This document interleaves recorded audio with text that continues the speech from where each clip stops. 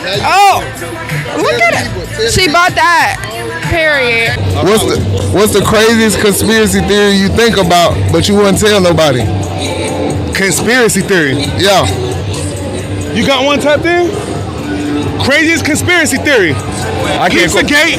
They all did that shit. They got the island. Yeah, Bill Gates. Goddamn the first lady. Goddamn the Trump. Yeah, all of them. They tapped in. Hey, Mike, what's your worst breakup story? My worst breakup story? I caught him in bed cheating. Now what's that? Oh man. That's sad. That's sad. All right, next question. What's heavier, a pound of pillows or a pound of pennies?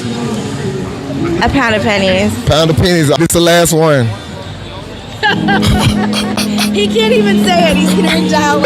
I'm not gonna answer that question. Welcome to the New Normal Podcast, a place where we say what everybody's thinking. Thank y'all for tuning in. If you're watching, y'all make sure y'all like the video, share the video, subscribe to the channel, follow the channel if you're watching on other platforms. Today, we're going to get into it. Today is called Transgenders Gone Wild, right? And if y'all haven't been keeping up with the social climate, it's a saying called, if you go woke, then you go broke. We're going to discuss people on TikTok talking about having bottom surgery. I didn't even know that was a thing. That's what they called it.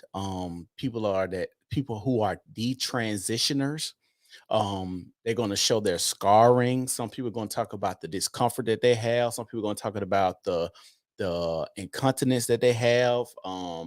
Dilating, putting wands in your, ready-made vagina, the manufactured woman. We're going to talk about how the companies are facing a lot of backlash, like Target, Bud Light, stuff like that. Bud Light, and how they're losing billions of dollars and people are boycotting. The reason I think a lot of this stuff is going on right now is because you have so many people. Angela Barlow, good evening. You have so many people who are upset with a lot of the push of the LGBTQ. Now Adidas is even in on the social justice warrior type stuff. Like they said, when you go woke, you go broke. And the thing is, people in that community, that alphabet community, like to say that heterosexual people don't have an issue when it comes to sexual stuff until it's pertaining to them. And I would like to tell them that is not true. In America, anybody or anything that's highly sexual or involved themselves in sexual acts have always and forever been shunned in society. If you know this guy by the name of Uncle Luke, 2 Live Crew, they had women butt naked, the freak Nick shaking their booty. So much so they went to the Supreme Court. The Supreme Court over his music. That's why you have a parental advisory on your CDs now. That was thanks to Uncle Luke, because the women were bent over, butt naked, shaking their booties and doing all this stuff. And that was heterosexual activity, but it was hypersexualized. And the music, they said, was degrading to women. And excuse me. And so what happened was, I got nothing against any other race, gender, etc., but it's sickening how they're shoving it down our kids' throats in school. I agree. Angela, I agree with you 100%. I think it is sick how they're shoving it down our kids' throats. No pun intended, but it seems like that's where they're headed. They're trying to, and we already know where it's going. They're trying to get our kids, because if it gets to the point where a child can decide their gender at an early age, then what's to say they can't decide who they can have sex with at an early age? Because you do have these people that call themselves minor attracted persons. This is getting scarier and scarier by the second. And it's so much so that you have to have boycotts and stuff like this, because with that community, it seems like you give them an inch, but they try to take them out. Like we all thought it was going to stop at gay marriage. Okay, y'all was fine for gay marriage. Cool. Y'all got your gay marriage.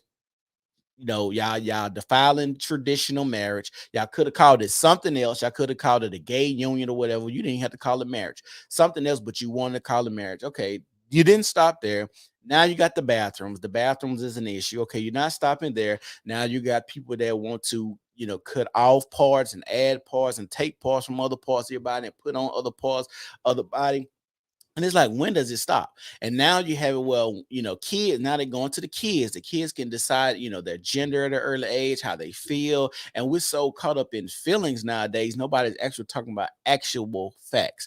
And the reason we're going to watch this video about bottom surgery right here, because this stuff is sick that people go through, and us as a society, we're going along with it.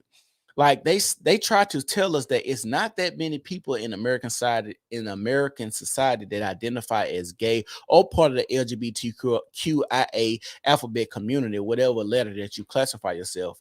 But it seems like the people with the money and the power who are pushing this agenda might be on swinging with that side of the field. You feel what I'm saying? So we're gonna watch this video right here. I'm gonna show y'all. Ugh. I don't want to do that.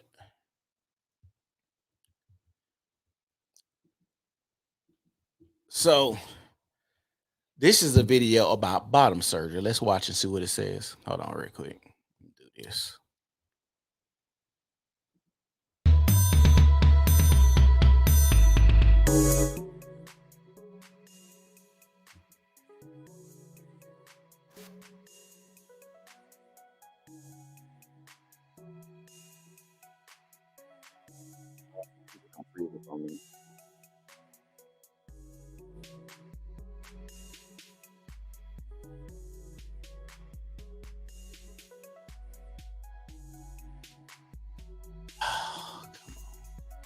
My computer trying to freeze up on me. Hold on.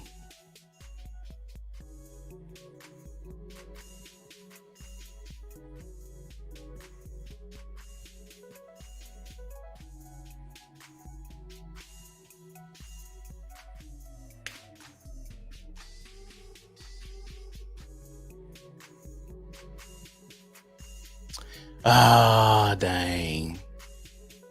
Don't do this to me. What the other one is? That one playing? Well, let's watch this one real quick and we'll come back to that one. Let's see if we can get this other one to play. Hold on, share screen.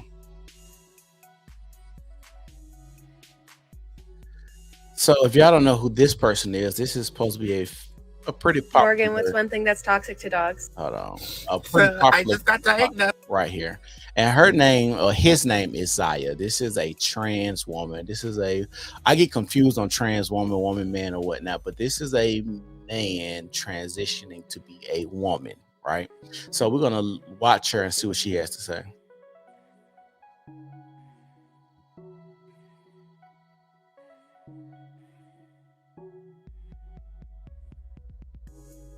So I just got diagnosed with vaginal stenosis. If you're confused, hi, I'm Zaya. I'm transgender. And like 8 months ago, I got bottom surgery or gender confirmation surgery. So I had a PP and now I have a vagina. And let me just preface this by saying I do not regret getting surgery. I do not regret it. So I don't want any of y'all conservative ass. Does it not seem like these people are hanging on by a thread mentally?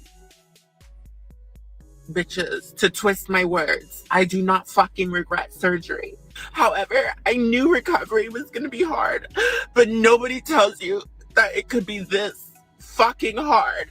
But yeah, I was diagnosed with vaginal stenosis, and if you don't know what that is, it's basically when scar tissue gets built up inside of the vaginal canal to the point where it's like extremely tight and uncomfortable. And the thing is, the sad part about this is you have to actually have a vagina to have vaginal stenosis. You have what we call scarring because you had a surgery and you cut something off of your body. Cutting something like that off of your body is not going to be healthy for anybody. whatsoever. And what's happening is your ready-made vagina or your manufactured vagina is closing up on itself because it's a wound and it's trying to heal itself. The first year after getting bottom surgery, you have to dilate your vagina religiously because it's a brand new canal that needs to be kept open religiously for the. How are we comparing trans women to actual women? Like, women have fought so hard to put themselves in positions of power nowadays to still let people that are born men come in and take over these female dominated spaces, which is sad to say the least. 80 the bass, man. The first year. What's up? And now that I have this stenosis, I physically cannot dilate. My vagina still has depth, but it's so tight to the point that it could start to close and form pockets that could lead to infection, which means that I have to get another surgery. I basically just have to get the surgery all over again and get my vagina replaced. Oh my gosh, she got to get her vagina placed. So this should let you know right now.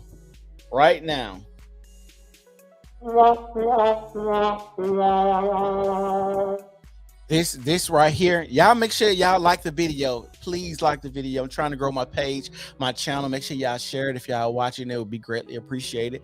But this should let you know, as a society, we are sick because they're trying to get gender confirmation, and we're conforming to the stupidity that goes on when it comes to this trans issue.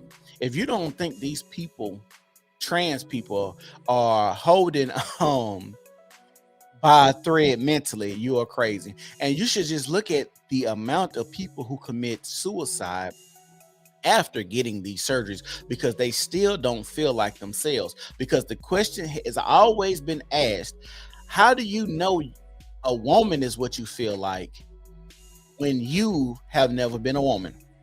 That's always been the question. How do you know what a woman feels like since you've never been a woman?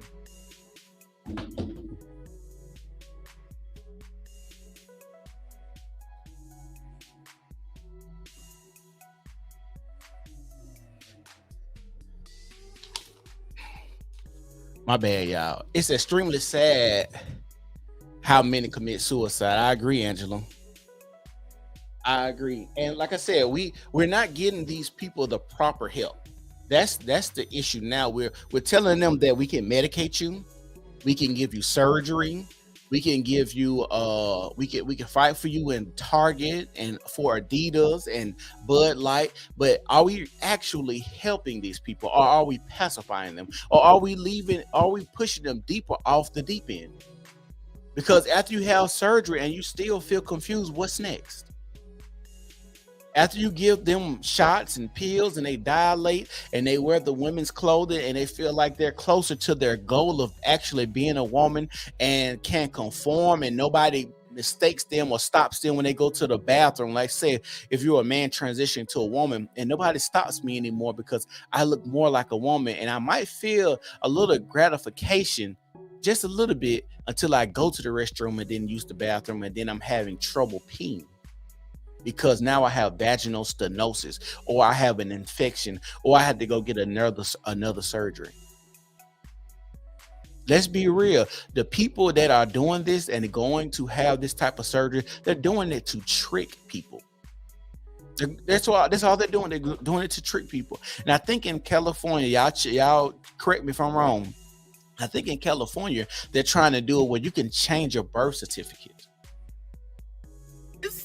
It's just so fucking annoying, and it just sucks because my vagina has made me so happy, happier than I've ever been. I finally feel comfortable in my body. It's so pretty on the outside. It's just the inside of it that's all fucked up.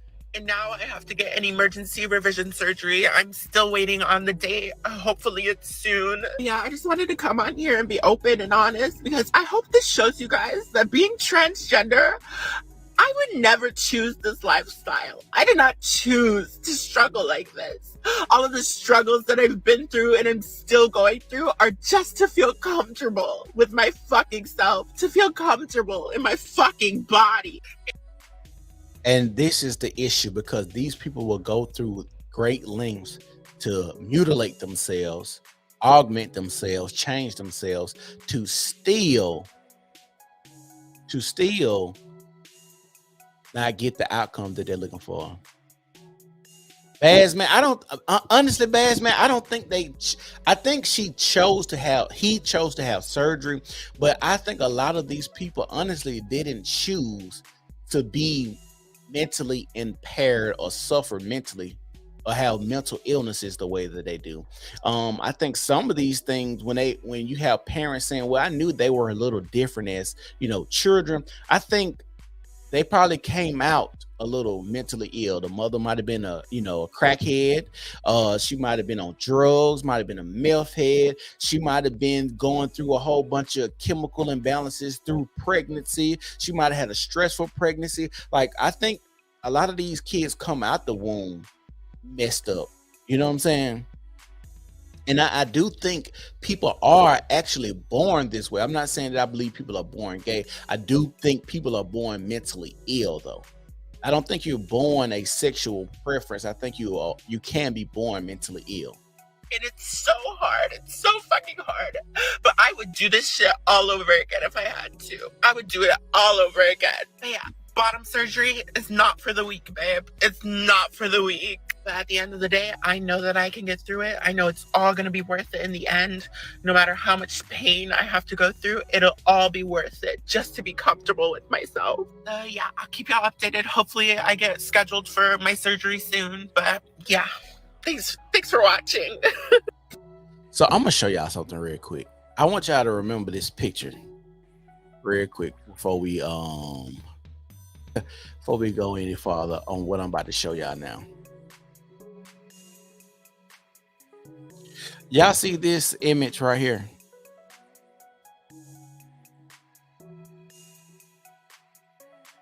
Y'all see this image right here?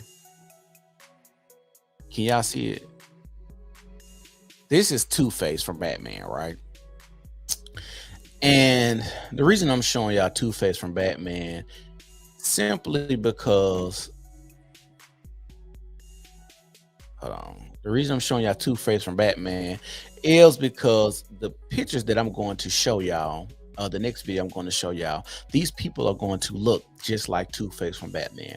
And I don't know, was Batman trying to tell us that this was going to happen down the road, that we're going to have people who don't know their identity or don't know their sex or don't know which way they swing when it comes to sexuality or something. I don't know if Batman was trying to give us a greater meaning when it comes to this, but this is what I'm showing you right now. This is Two-Face from Batman, and I want y'all to remember this, right? So let's go to the next video. Hopefully it'll play. Let me go back. Hopefully it'll play. If y'all ain't following me on the New Normal Podcast on IG, y'all make sure y'all go subscribe to the New Normal Podcast on IG. And I'm on TikTok. I'm finna show y'all this one right here.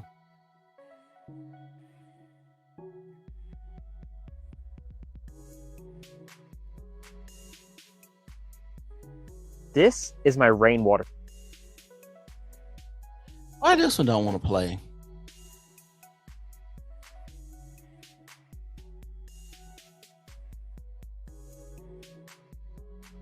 Oh man, I might have to exit out of all of these and try to get it to play. Hold on, y'all. Let me see if I can get another one, because that one was really good, and I wanted y'all to see that one on them showing the trans men and how the trans men look after they have had their surgery. It was playing earlier. Hold on. My favorites.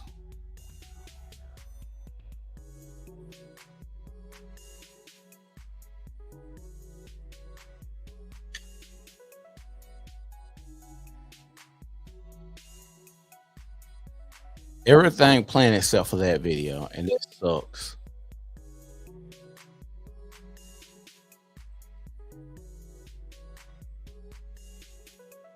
Hold on, y'all. But yeah, like I was saying, these people are going through great lengths to do this stuff to their body. Hold on.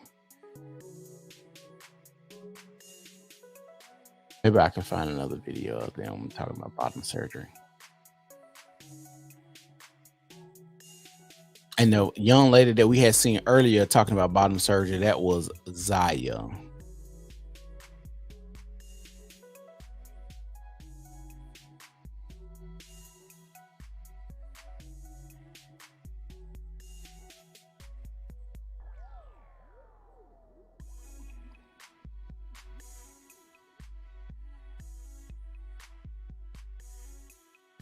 See, this person right here looks just like a dude. Like I would not have thought. And I think that's part of it. If you can pass for the opposite sex, I think that helps you out a lot too when it comes 2024, so next year. So the real question is, will I be able to actually feel pleasure and have just like nerve endings down below once I get that surgery done? So I'm taking the skin graft off my forearm here. As you can see, I got red dots here because I'm going through electrolysis hair removal for this surgery because I'm getting rid of my hair because obviously I don't want a hairy dick. So I've been doing that. And since they're taking the skin graft off my forearm, I chose this donor site because I have the best, you have the best nerve endings and just the best skin in general because it's pretty thin. And this is like the best spot, in my opinion, to get my skin graft off of from. If everything goes to plan and if my nerve endings reconnect, no complications, then I will have sensation, I'll have pleasure. And on top of that, I'm doing clitoral bearings. So they're burying my clitoris and I'll be able to get off that way as well. Boy, do I hope so. And see, this is the type of stuff that they are doing to make sure they have a penis. And who just stops and says, hey, maybe you want to think about this. This is something that they try to reverse it. I don't know if it goes back fully functional when you reverse it.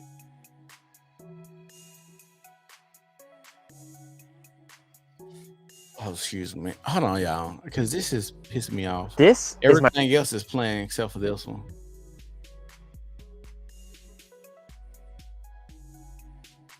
Everything else wants to play.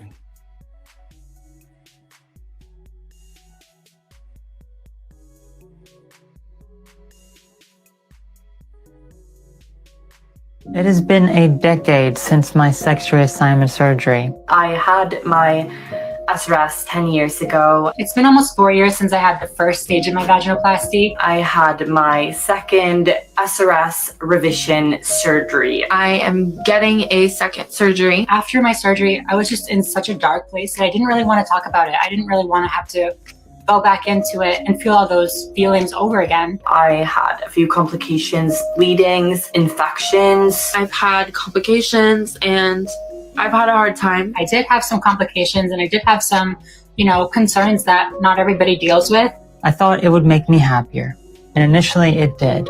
Was that worth the constant issues I've had? The dilation I have to do for the rest of my...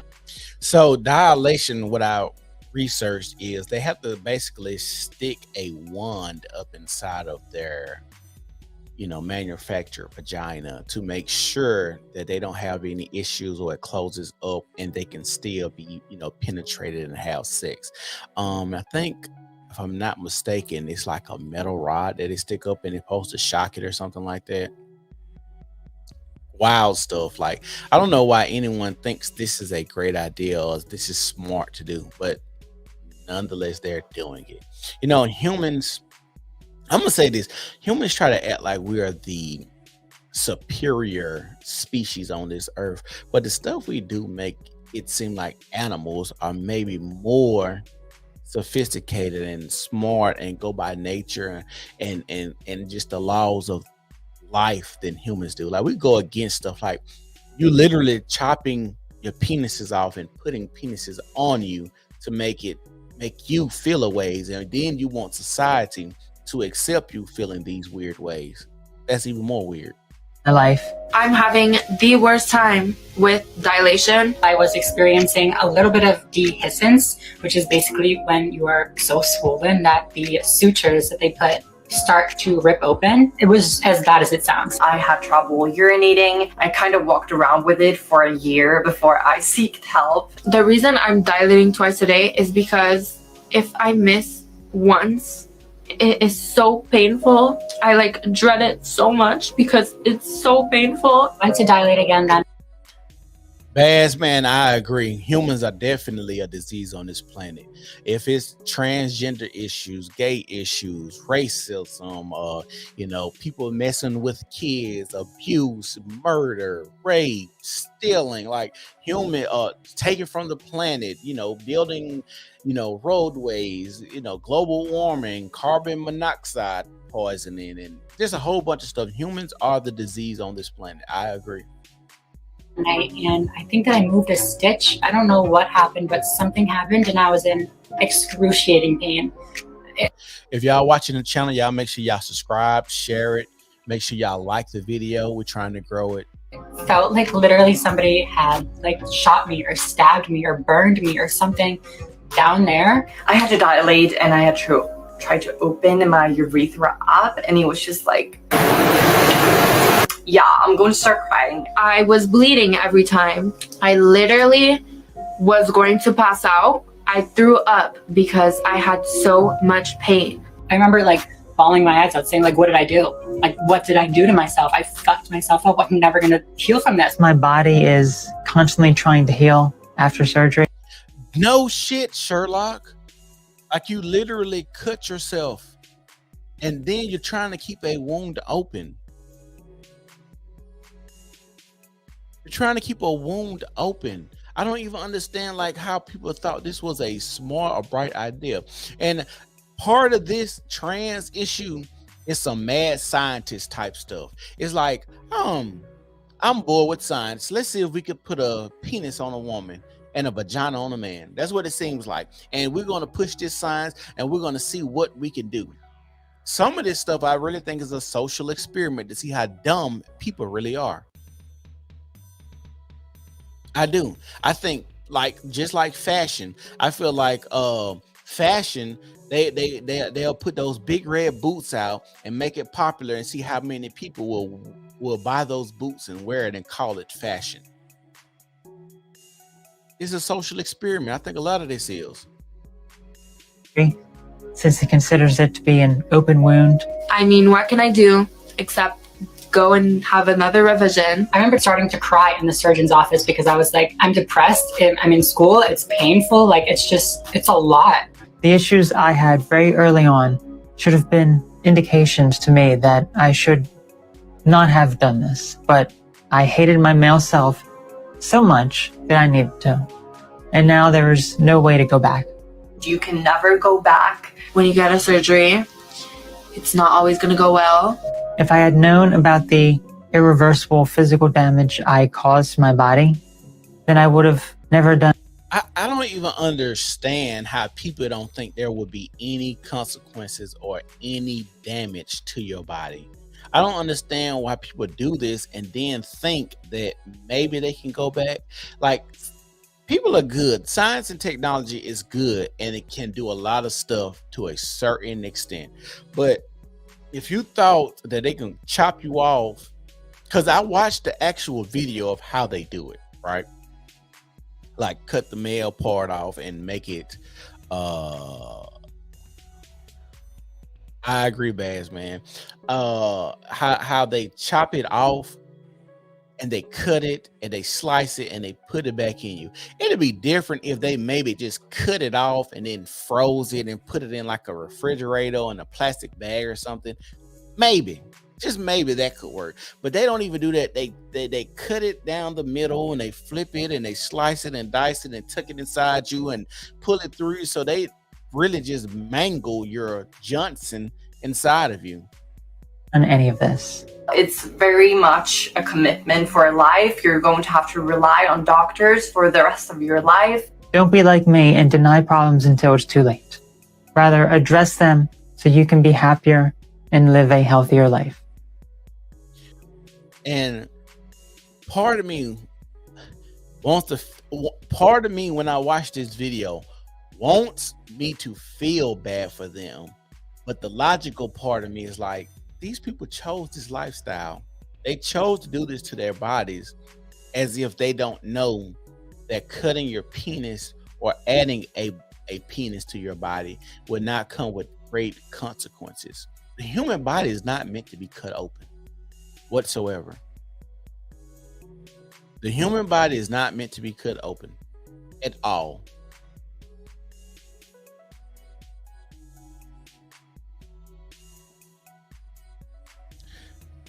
Extremely heavily tattooed, and I pretty much regret all of my tattoos at this point.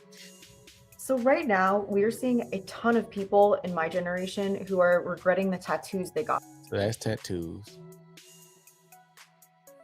My name is Stephanie Nguyen. I'm a licensed marriage and family therapist with 10 years of experience counseling a diverse array of individuals and families. Detransitioners are a uniquely traumatized and rapidly growing population with complex needs. One of their most common grievances is that when they initially sought counseling for their gender-related distress, mental health professionals simply affirmed their gender identity and ushered them along a path of social and medical transition without exploring their reasons for wanting to transition or properly assessing their psychiatric comorbidities, trauma history, family dynamic. What she's saying about the psychiatrist not pushing back on why they feel this way or want to pursue changing their gender. I was listening to a psychiatrist talk about if they push or question the way that you feel, they could lose their license. So they don't want to lose their license. They still got families to feed and stuff like that. So I'm not going to lose my license and not be able to feed my family because you want to chop your dick off. Like, if you want to go and do this, and if I push back and say, hey, you might be dealing with schizophrenia, you might be dealing with multiple person syndrome, you might be dealing with depression.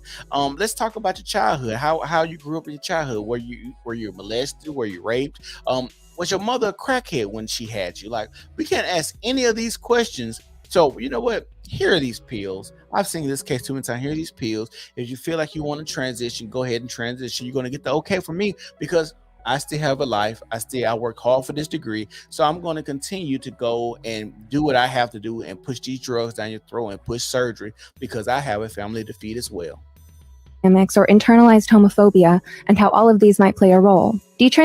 Y'all make sure y'all like the video. Make sure y'all like the video. Transitioners now suffer mental and physical anguish daily, including pelvic pain, surgical scar pain, vaginal atrophy, infertility, inability to orgasm, inability to breastfeed, urinary tract infections, metabolic and endocrine disruption, osteoporosis, cardiovascular disorders, and early dementia. All of these ailments place them at increased risk of depression and suicide. These vulnerable patients were victims of therapists who neglected their duty to ask questions, evaluate comorbidities, encourage self-acceptance, and support healthy long-term decision-making. Mental health was getting worse once they started the blocker. And that's against what the narrative tells us. The narrative says these interventions are supposed to make people better. We were pretty much putting anybody on testosterone at 13.5 if that's what they wanted. It was getting to the point where we were harming more patients that we were helping. This is sad. And people are actually, like I said, going along with this because if I push back, I could be ostracized. I could lose my job. They could dox me. People could find my address. People could torture me. People could harass me. People could even go far as kill me because I might believe what you're doing is causing more harm than helping you. And as a society, that's what society is about. It's about helping the man or woman that's next to you. Even if they decide to make a drastic decision, you should be able to step up and say, hey, that decision is not that good. This is not the right decision. Maybe there's another route we should take. But no, we can't even do that. Just by the numbers. What I am not in agreement with is this push to rapid medicalization of children. And it got to the point in the center where there was an actual directive that we were no longer allowed to use the phrase, I have concerns about a patient. This is crazy. I haven't even watched this video, but I know what's going on. I've seen plenty of psychiatrists and psychologists talk about how that they can't give any pushback on what's going on when it comes to topics like this. And in medicine, that should scare anyone. My name is Elise Weaver, and I'm a licensed clinical social worker in the state of Oregon with 10 years experience conducting psychotherapy. I first learned about puberty blockers and medical gender transition of minors while working as a therapist in Las Vegas, Nevada. The dilemma that was immediately obvious to me was how to distinguish between those who will persist in a trans identity beyond adolescence and those who might be exploring a trans identity due to any number of complicating factors, including physical, emotional, or sexual abuse, poor self-image fueled or exacerbated by social media, sex-based bullying, digital or online exploitation, rejection of non-heteronormative expressions by family or peers, autism spectrum traits, eating disorders, etc. This dilemma does not seem so obvious to other mental and medical health professionals, unfortunately. The medical complications are not my area of expertise, but Finland, Sweden, and the UK all now agree that the benefits of puberty blockers and cross-sex hormones do not outweigh the harms and strongly discourage against giving these powerful drugs to youth. Like I said, this is so sad that we have adults. We have adults over children who are giving them the worst advice possible. If you go along with this as an adult, you're just as much as a predator or an abuser, even if you are in the medical field and you think medically this is right. You're no more than a person that beats their child, molests their child, rapes their child, kicks their child out, starves their child. You're in the same boat as these people. Same exact boat.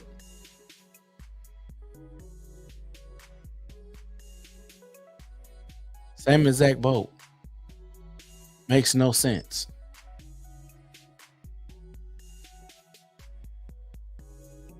None whatsoever. Hold on real quick. Let me see something. I wanted y'all to see these guys' arms. The women who transition to male. To see that, so you can see that their arms are messed up and what they do to their bodies and how their arm looks after they go and get this surgery, because they take the skin off the forearm and it makes them look like Two-Face off of Batman.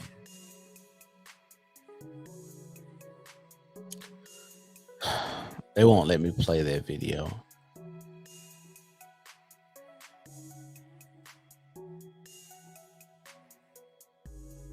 Prove that minors are getting transgender surgeries.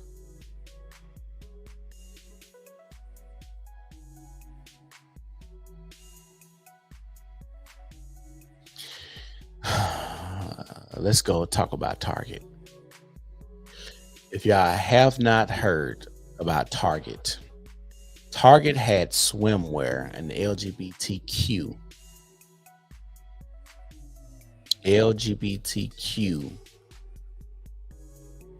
swimwear, tuckwear for men who identify as women, right?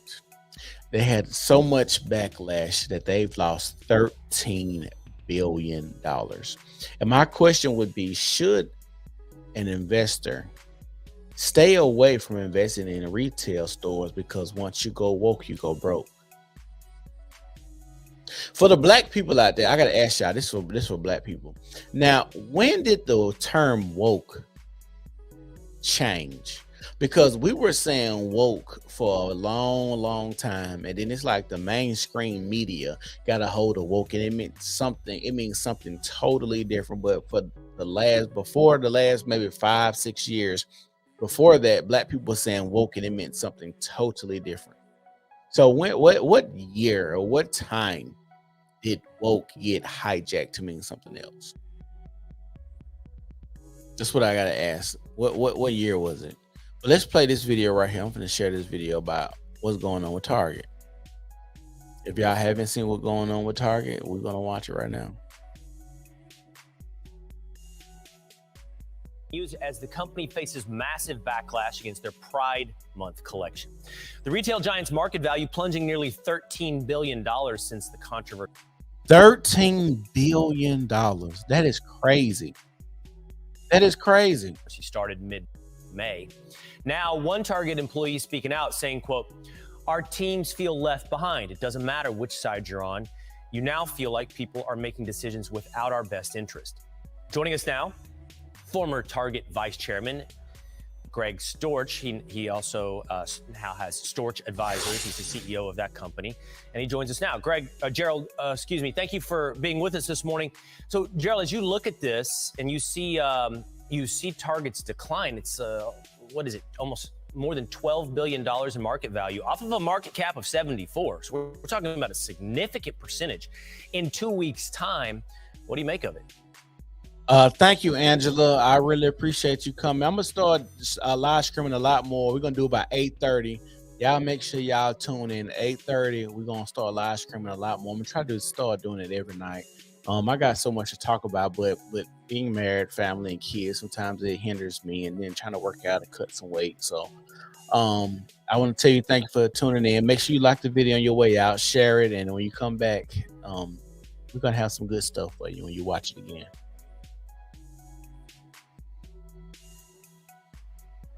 Look, Target stock has certainly been performing poorly, off 11% a year to date. So that's not good.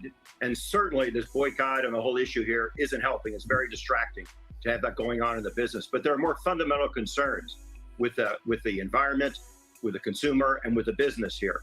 Target's decline in stock value actually began on May 18th. What happened on May 18th? That's the day Walmart reported 7% gain in comp store sales.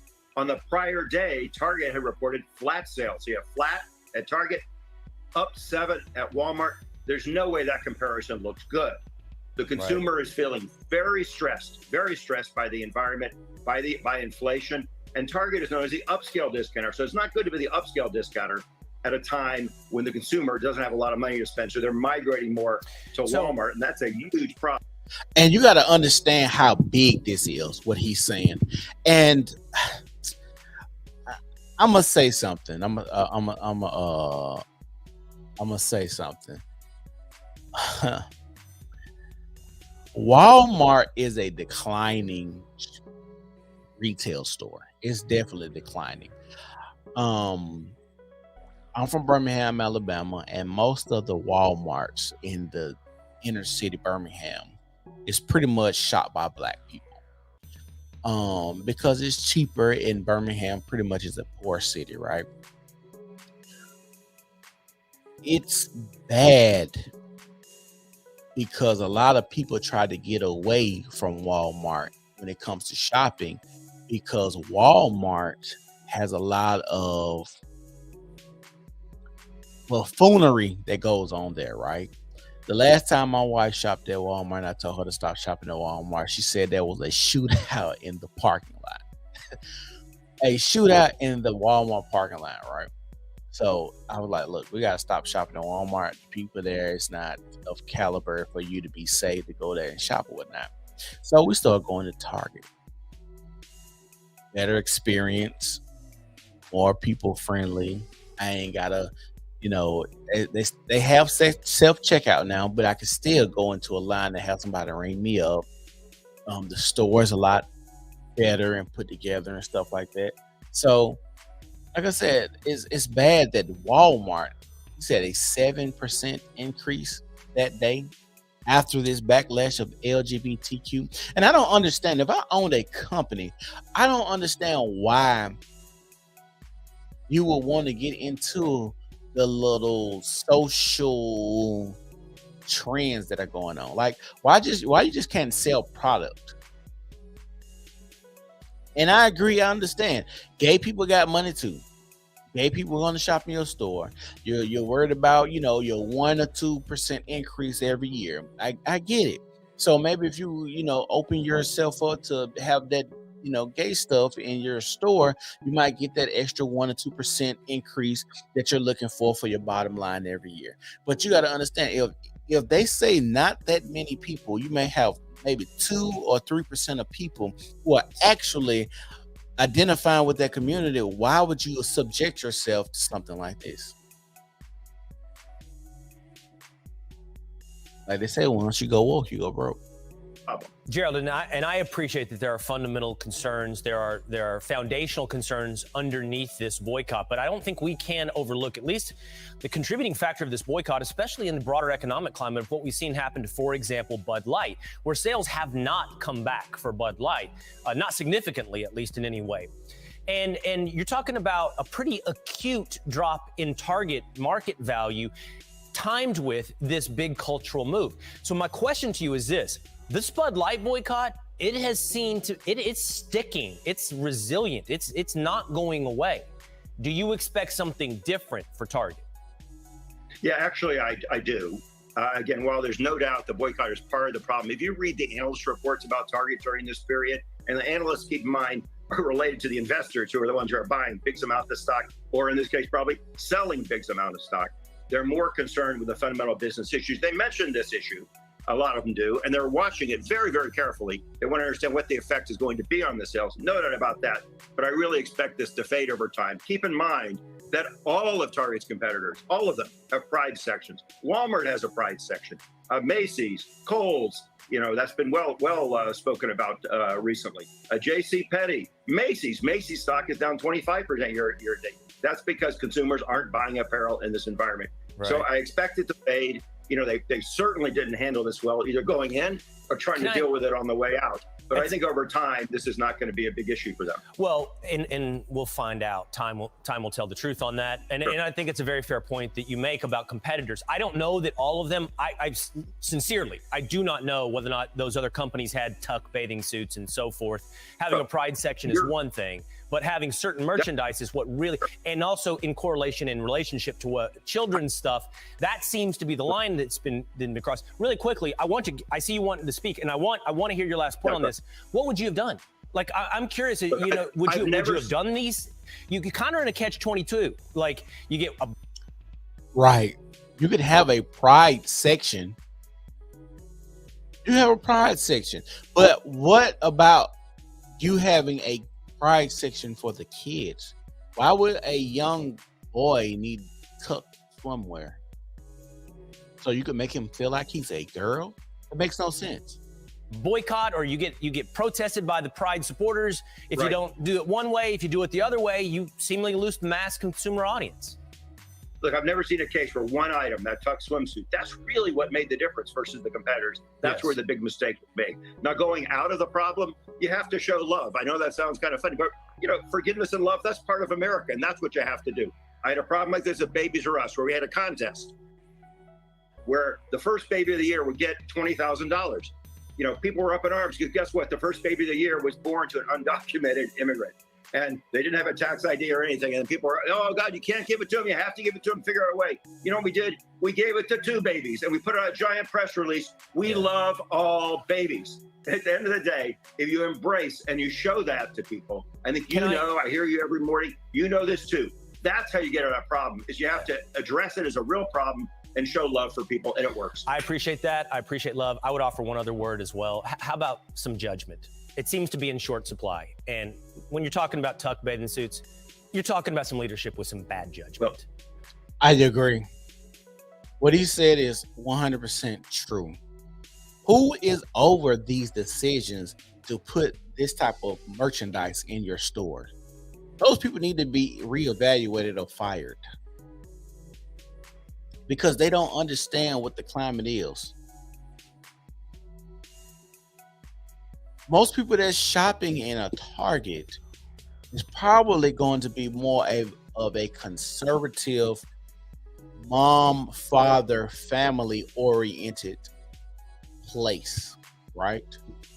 Why did you think that it would be smart to put that type of merchandise in your store? Well, my people that I've talked to here who work in product development, they go, how did they get past the meeting? How did they agree? Yeah, let's put that in the assortment. You know, the plates that have different colors in it, fine. You show the rainbow, you know, a gingerbread house, whatever you want. That's all, you know, who cares? Everybody carries that stuff. That was the one item. I've never seen one item make a difference like this. What a great conversation. Gerald Storch, thank you so much for being up with us this morning.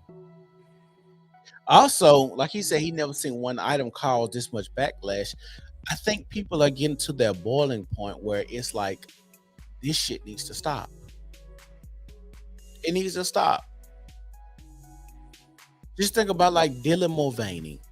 This is a person, and I don't even know why you would put a trans woman to advertise your beer when it's probably a bunch of country redneck people who drinks that piss water.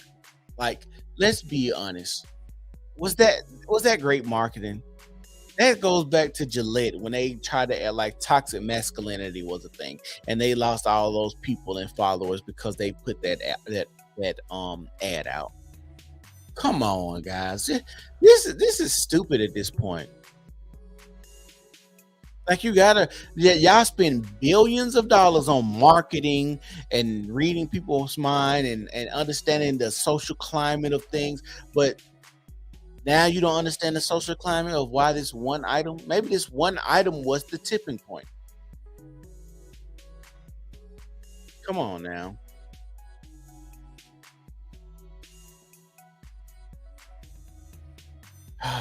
Let's do this one. Let me show y'all something. Y'all don't know who Dylan Mulvaney is. Trans woman, but he was a person that faced a lot of backlash with Bud Light. Let's play this one. This morning, backlash brewing against Bud Light over its product placement deal with TikTok star Dylan Mulvaney, a transgender actress. I got some Bud Lights for us. Her post on Instagram last week showing her surrounded by cans of beer connected her transgender status to what has historically been a male-dominated brand. This month, I celebrated my day 365 of womanhood, and Bud Light sent me possibly the best gift ever, a can with my face on it. The hashtag Go Woke, Go Broke has been trending online, with some customers turning against the beer, including musician Kid Rock. Bud Light and Anheuser-Busch. Have a terrific day. Bud Light and its parent company, Anheuser-Busch InBev, have apparently been silent on social. You know it's bad when Kid Rock just comes out of the blue. We ain't seen Kid Rock in 30 years since he got to fight at the award show over was it Pamela Anderson? Now Kid Rock mad and he comes out the blue shooting cans by the lake and showing that he's a sweet home Alabama type of boy, because he's probably one of the people that drinks Bud Light. People like Kid Rock are the people that drink Bud Light, not your trans, not Dylan Mulvaney. I don't even know why y'all did this. And then women didn't even stand up because Dylan Mulvaney had did the Nike ad. Y'all remember the Nike ad?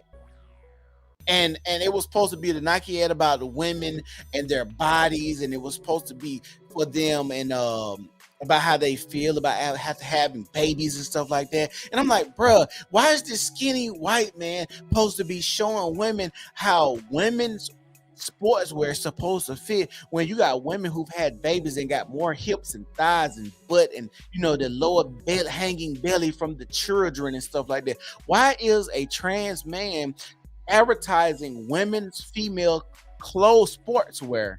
This is weird. Media, not a single tweet from either since the day of Mulvaney's Instagram video. But the company did release a statement after false claims were made about the Bud Light marketing team being fired, saying, "From time to time, we produce unique commemorative cans for fans and for brand influencers like Dylan Mulvaney. This commemorative can was a gift to celebrate a personal milestone and is not for sale to the general public." Bud Light had been kind of a brand of bratty, kind of out of touch humor. Bud Light's vice president of marketing recently appeared on the Apple podcast. They was out of touch, all right. This is definitely out of touch. Make yourself at home. This brand is in decline. It's been in decline for a really long time. And if we do... And you thought Dylan Mulvaney was going to bring this brand back? Talk about brain dead. You thought Dylan Mulvaney was going to bring Bud Light back to its quote unquote glory. Come on, dog. Like, yeah, this is where we at. This is real life. I can't believe it. Do not attract young drinkers to come and drink this brand. There will be no future for Bud Light. What does evolve and elevate mean? It means inclusivity. It means shifting the tone. No, it does not. Evolve and elevate does not mean inclusivity. It does not mean you have to include everybody in your journey to evolve and become better. I'm sorry, that is not true. That is not true. Bud Light's marketing chief went on to emphasize the need to appeal to both men and women. Observers have noted the lack of social media posts from the brand during major sporting events. Hi, everyone. George Stephanopoulos here. Thanks for checking out the ABC. So,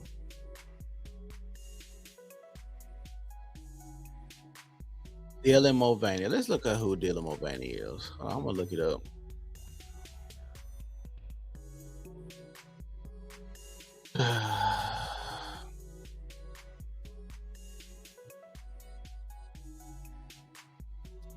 This is 17 hours ago. Let's see what the new article from Newsweek on Newsweek has to say about Dylan Mulvaney. Dylan Mulvaney said he's been hiding because of transphobes. Really? Dylan Mulvaney has said in a TikTok clip that he's endured 2 months of fear and hiding because of transphobes following the fervor over her collaboration with Bud Light. The transgender influencer, 26. This is a shout out 26-year-old woman, man. This motherfucker look old as shit. 26. I'm 35 and I look younger than Dylan Mulvaney. I thought this motherfucker about 40. Oh, I say that. Okay. In a video posted on Instagram on April the 1st, it fucks me up day out day. Is this misgendering? Like, do you have the right to gender somebody that could change their gender at a drop of a dime? The transgender influencer, 26, has been in the center of an ongoing storm. In a video posted on Instagram on April 1st, she said that the beer brand has sent her a can with her face on it to commemorate the 365 days of her living as a woman. This is even more weird because now you got a whole year under your belt as a woman, but you're 26. So 25 years you wasn't living as a woman. Mulvaney's partnership with Bud Light drew condemnation from several conservative figures, including Texas Rep. Dan Crenshaw. Many issued calls for a boycott of the beer brand. It has also led to the overt scrutiny of an increasing number of companies and over their pro-LGBTQ plus marketing initiative. They have a video. Let's see what it say. This with the video. What the sound is? Oh, there you go. It ain't.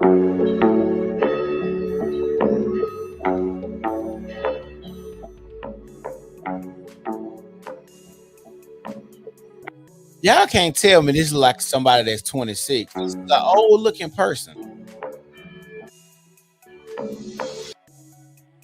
So that person looks 26. This is a horrible looking 26-year-old. It might be the stress of being confused about what gender they are to add a few years to this man, but God, Lee, this is a horrible looking 26-year-old. This person looks 26.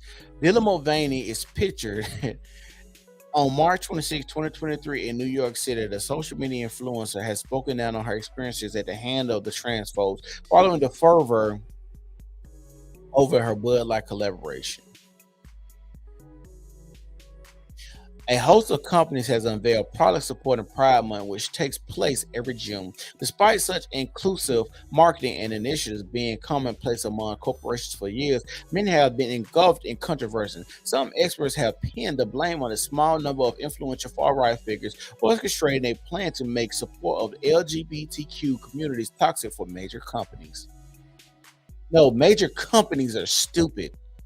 Anything when it comes to anything political, I would stay out of it. Trans stuff, gay stuff, Black Lives Matter stuff, police stuff, anything socially, politically, I would stay out of it. I'm just here to sell you a product.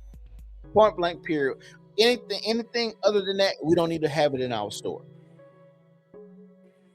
The fervor also reflects anti-transgender sentiment that has been growing in the United States. Bills targeting the rights of transgender people have been embraced by Republican governors and state houses across the country. Amid the backlash, Mulvaney slowed down the frequency of her social media posts. However, in recent days, she has resumed with posting paid partnerships. On June 1st, the California native shed light on her experiences over the past months in a TikTok video shared to celebrate the start of LGBTQ Pride Month. 26. This is a hard one, 26-year-old. Looking 26-year-old.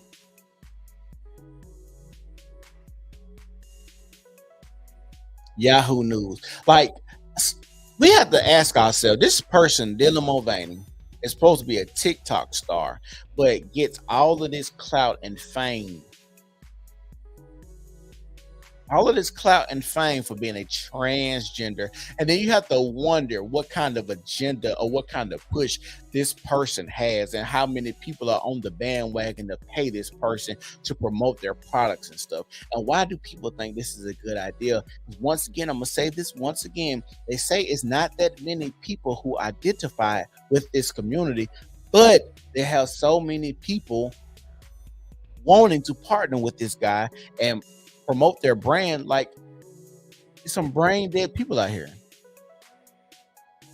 Dylan Mulvaney. Let's see what this one says. I hope y'all can see this. Dylan Mulvaney, life after girlhood. Dylan Mulvaney is Theme's 2023 Now Award honoree in internet influence. The Now Awards honor 12 LGBTQ people who represent the cutting edge of queer culture.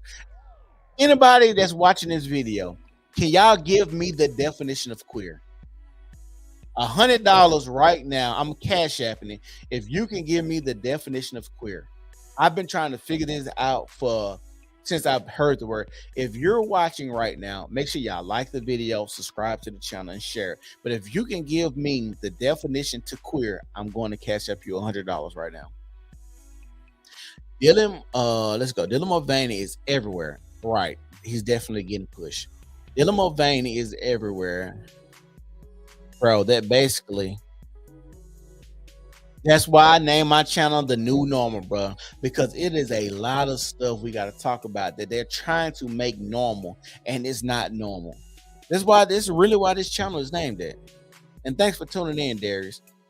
Once again, if y'all watching on YouTube, y'all make sure y'all like the video and share it. I'm really trying to grow my channel. I really appreciate it. But if y'all can tell me what queer means, I'm going to cash up you $100 right now. Dylan Mulvaney is everywhere. That much we can all hopefully agree on. In just a year, the TikTok star began her transition, built an immense online following, interviewed the president of the United States, performed at a storied 89-year-old New York venue, and inadvertently ignited an ongoing right-wing hissy fit of historic proportions. But on the day of our interview, Mulvaney showed no signs of such ghostly scrutiny. The 26-year-old arrives early in pink and perches herself on the sunny corner of a scrumptious suede boutique. Oh my God. Bougie, right? She says, arching a neatly plucked brow. It's perfect, I reply. I don't want to read none of this, Mom. I don't read none of this. As a matter of fact, let's get off Dylan Mulvaney. Let's go to Adidas. Have y'all seen Adidas? Like, this is what's going on. Adidas facing backlash because they got this big ass nigga. I mean, I could say nigga, I guess. They might not get me for that. This big ass nigga in this swimsuit. Let's see if I can find a picture before we get started. Once again, they go Dylan Mulvaney. Get off my screen, dude. Adidas defended amid backlash over gender inclusive pride swimsuit model.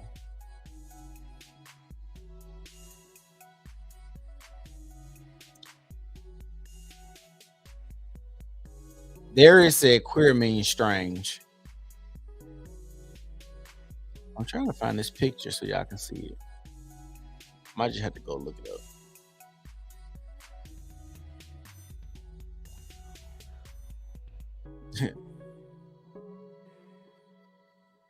Adidas.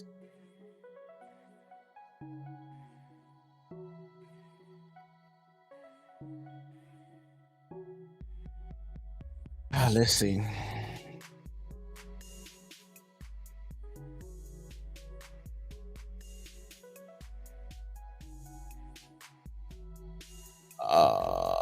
Let's see what Adidas said. How sports is and it continues.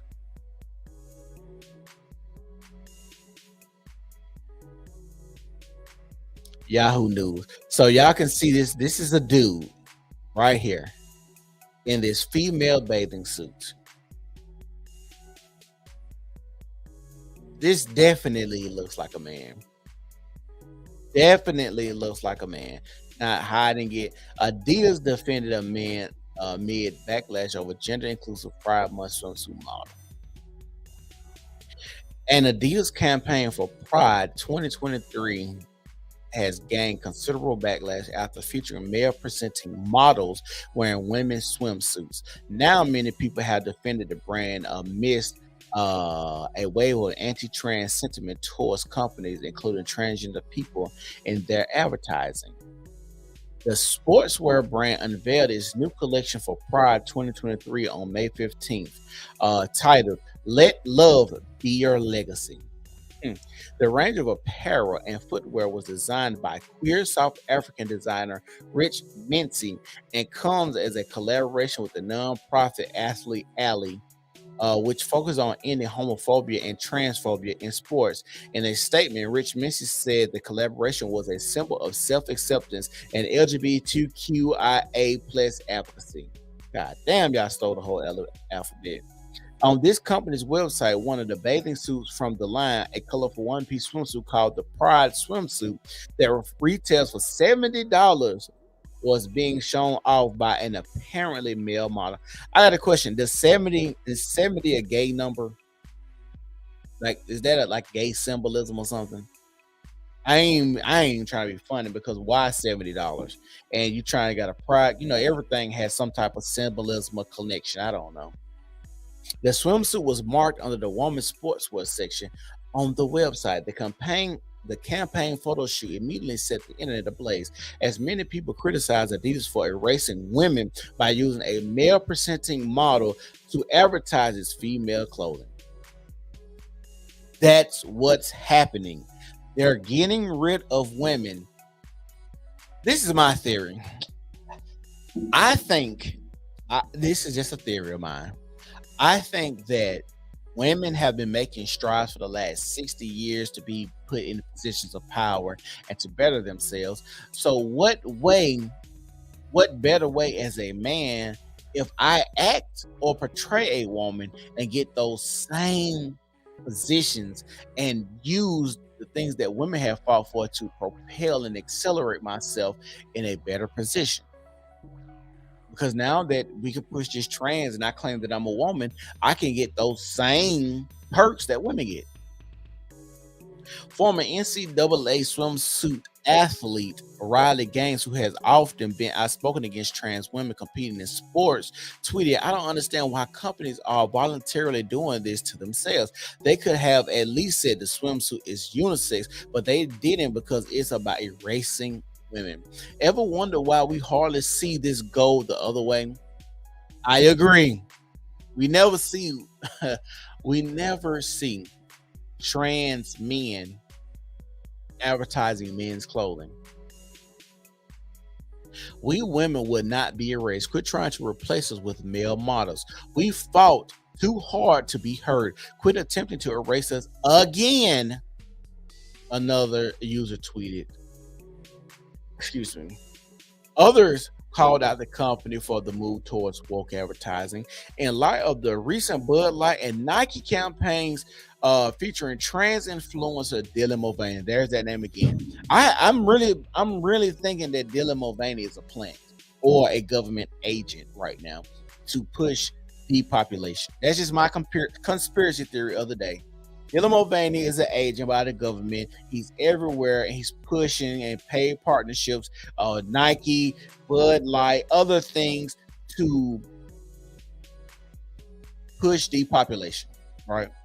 And my thing is, why Dylan Mulvaney got to be on Bud Light? I get the trans, he's a trans woman, right? So maybe you could do Nike because you claim you're a woman. But Bud Light, come on. Like, that doesn't even make, like, that is so brain dead. It's ridiculous. Look at this big ass nigga, bro. And I'm going to say this. This is going to sound bad, but fuck it. I don't understand how us as black people let so many movements hijack civil rights. And yes, I don't think black people agree with a whole bunch of gay shit that goes on in America. I do think that was pushed on a lot of black people by white folks. As bad as it sounds, I do think that. Just think about how Kamala Harris went over there to Africa to push and support the LGBTQ rights in Africa, restricting their laws about LGBTQ. They got it to the point now that if you get caught in public, some places, if you get caught in public, that it could be death if you get caught interacting in gay activities. Why does America even care about who's having sex in other countries? Why is that even a thing? Why does America care about who Africans are sleeping with in Africa? Ask yourself that. Why is Kamala Harris going over there to support gay rights?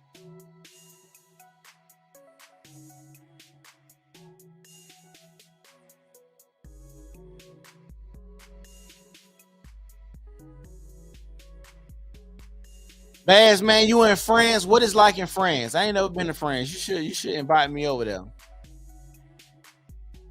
Show me what France like.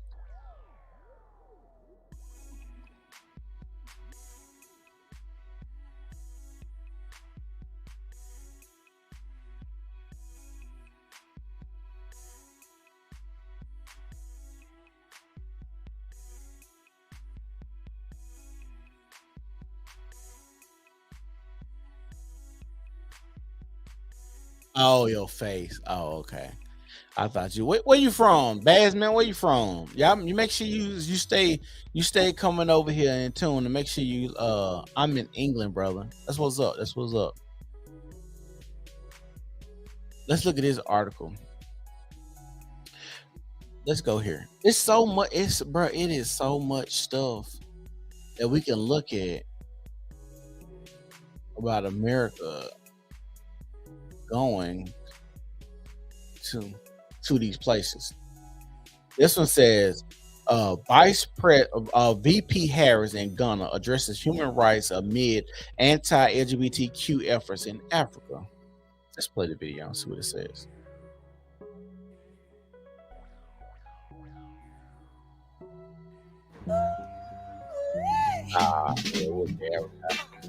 Let me.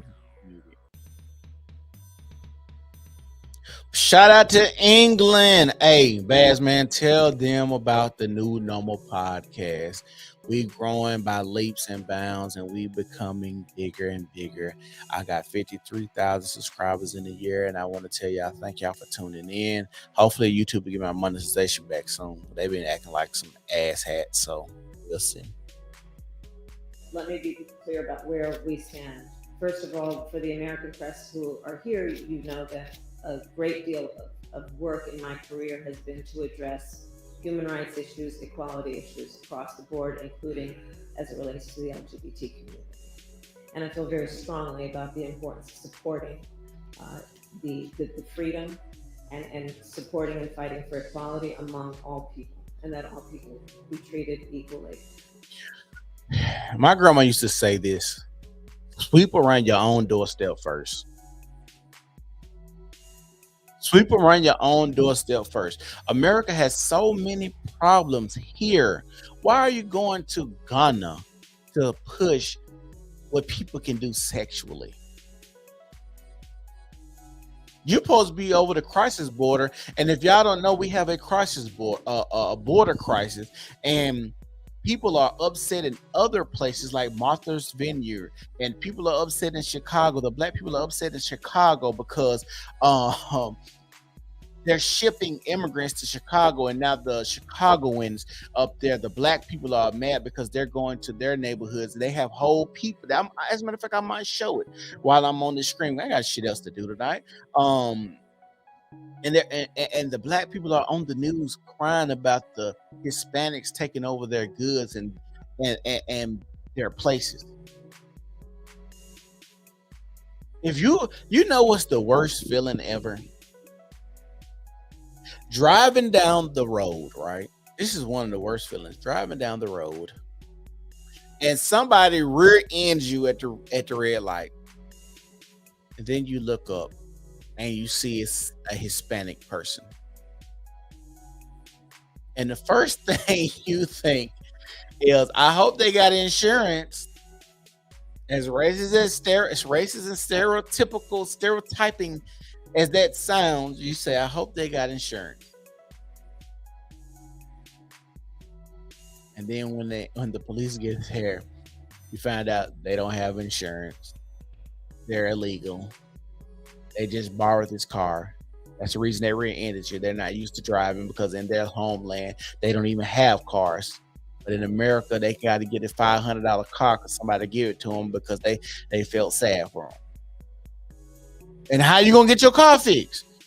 You got to call your insurance, and now you got to pay your $500 deductible and stuff like that. So when people say, "Oh, it's an imaginary line," yeah, but there's rules and laws that we have in place here that if people come over our border, they're not following those rules and laws, they can break them, and that leaves you assed out when you get rear-ended by a Hispanic. Okay. I will also say that this is an issue that we consider, and I consider, to be a human rights issue, and that will not change.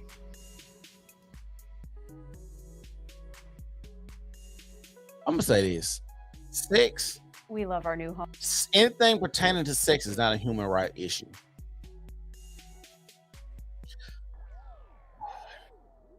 It says during her first full day in Accra, Ghana on Monday, Vice President Kamala Harris met with the nation's president, rising human rights issues and growing competition from China in the region during their bilateral meeting. Currently being discussed in Ghana's parliament is the promotion of proper human sexual rights and Ghana family values, a bill that would imprison those that identify as LGBTQ and criminalize advocacy for LGBTQ rights. Harris said on Monday that she discussed human rights with Ghana's president, Nana Akufo-Addo, but did not specifically comment on the anti-LGBTQ bill before Parliament. During a joint news conference, Harris was asked about the Biden administration's commitment to calling out any foreign government that advanced anti-gay legislation violates human rights. While Harris did not directly address the bill, she said, I feel very strongly about the importance of supporting the freedom and supporting the fighting for equality among all people, and that all people be treated equally. I will also say that this is an issue that we consider, and I consider to be a human rights issue, and that would not change. See, when they start saying human rights issue, that's a hijacking of civil rights. Because as a black person, I can't wake up and choose what color I am. You get to see that. You can hide if you're gay or not. You can hide if you're trans. If you have good enough surgery, if you have good enough meds, if you are a dude that's softer in the face, if you great with your makeup and know how to put on your padding and put them on under your tights, you can blend and pass for a woman. I can't do that with my skin. Who you have sex with is a bedroom issue.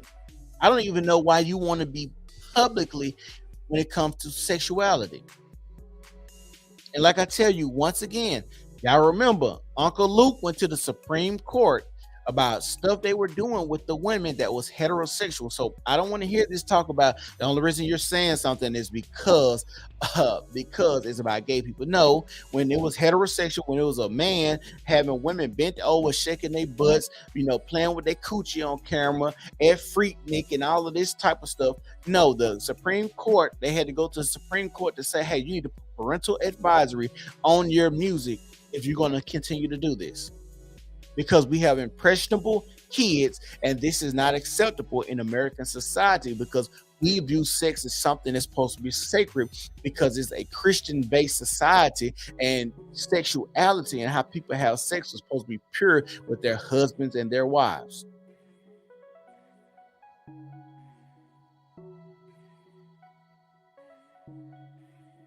It says President Nano repeatedly refuses to say what he would do if the bill passed, saying he would wait to see what his parliament does. In addition to Ghana, Harris would visit Tanzania and Zambia this week, 2 countries that have anti-LGBTQ laws. I don't understand why is this an issue in American society?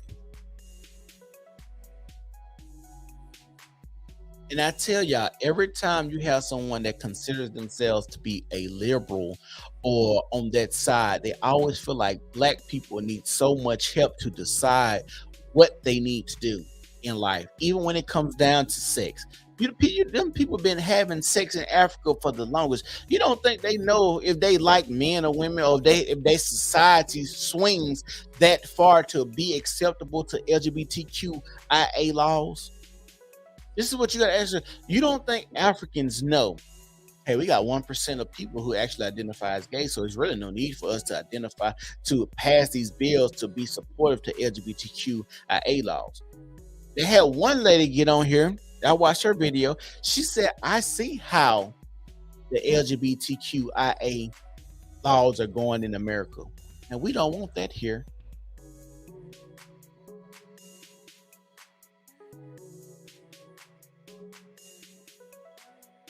Did y'all see in Africa, they had the African students outside of the university saying, and basically the song was like they didn't want the gay agenda that was going on.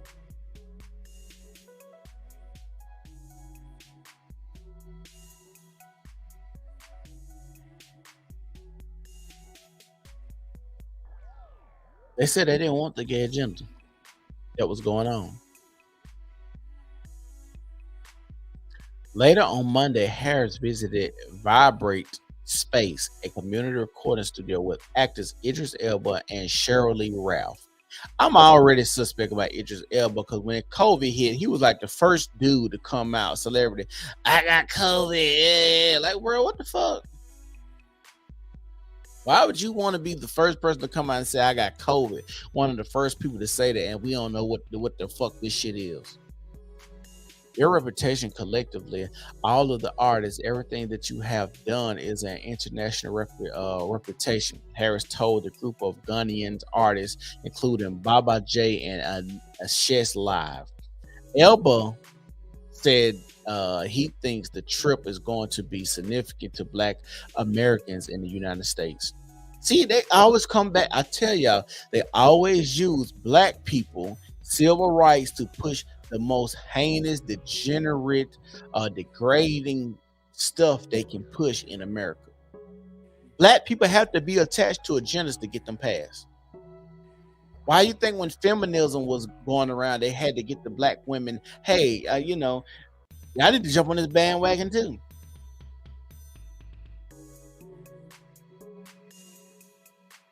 He was optimistic that the vice president was also here to bridge gaps between Ghana and investments in the country, calling it the active step to the right direction. It's wild.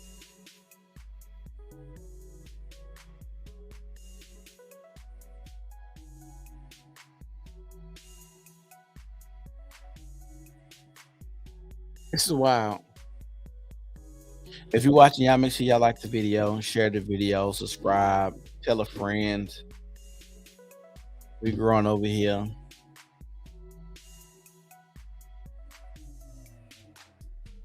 If you're watching, y'all make sure y'all subscribe. Like, make sure y'all. Let's go to.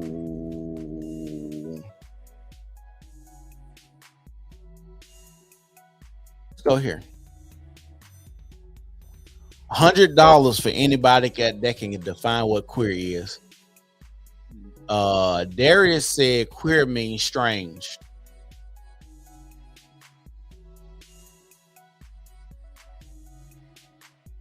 So this person I'm about to share. Hold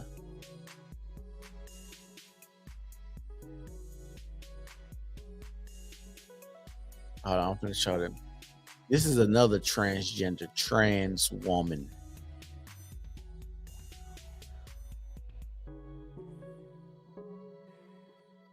I'm finna show y'all this person right here.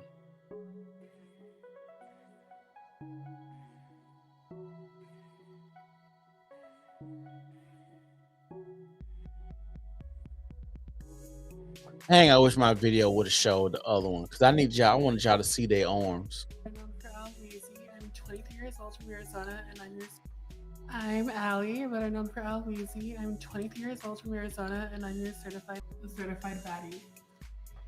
I'm Allie, better known. She says she's a certified baddie. This is on the Whatever podcast. For Al Weezy, I'm 23 years old from Arizona, and I'm your certified bad bitch. You're, A certified baddie. I'm Allie, better known for Al Weezy. I'm 23 years old from Arizona, and I'm your certified. Nobody would ever think that this was a certified bad bitch. Look how big this motherfucker is. And we can't even, in our society, we can't even tell people that they fat. Fat and ugly. Okay, so really quickly, obviously the diet's working, the abs are still fat, but guess what? We got our belly ring back. Period. We love to see it. And y'all can't tell me that people, these people ain't mentally ill.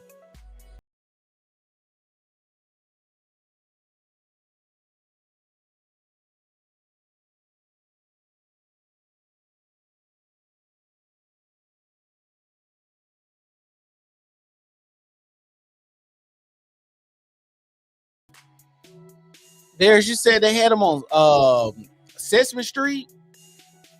That's like the drag reading hour, bro. And I don't even understand, like, part of being black and, you know, voting Democratic is weird because all, like I said, the Democratic Party is a party of sex. Oh, y'all don't look at my messages. I didn't know I was clicking it on TikTok. Don't look at my messages. Let me get out of there.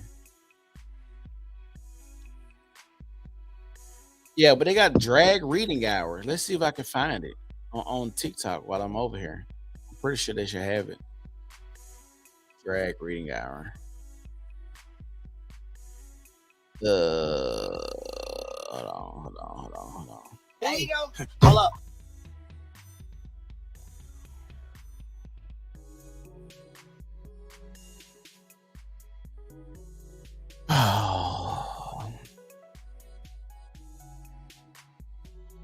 These drag time story hours that have been the subject of much controversy.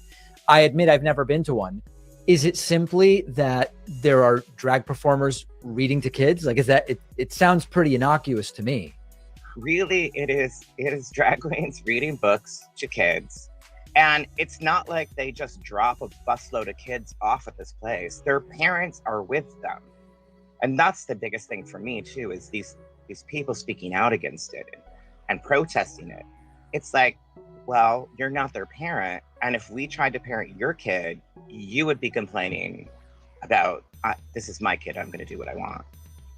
These do y'all think a person, an everyday investor, or a person that's looking to invest should stay away from investing in retail stores because of all of the backlash these stores have been getting, especially when it comes to all of the social norms that they're trying to keep up with?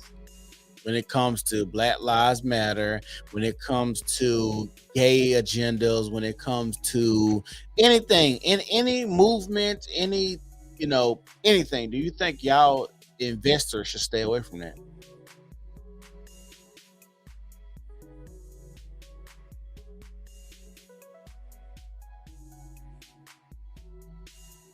It's another drag read now. Story time with Mama G.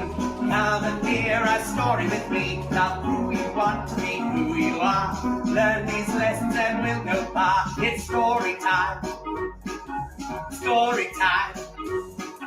Story time with Mama G. The performer you just... Y'all know what's funny? We never heard about people. I'm going to say in the last 10 years, how many times have you actually heard about people wanting to go to a library or go read to children at a school, library, event, at a park? How many times have you just heard a straight person wanting to go to these events or these places to read to children? Y'all let me know. In the last 10 years, before the drag stuff, but now the drags are going to read to the kids. Y'all let me know when y'all heard this.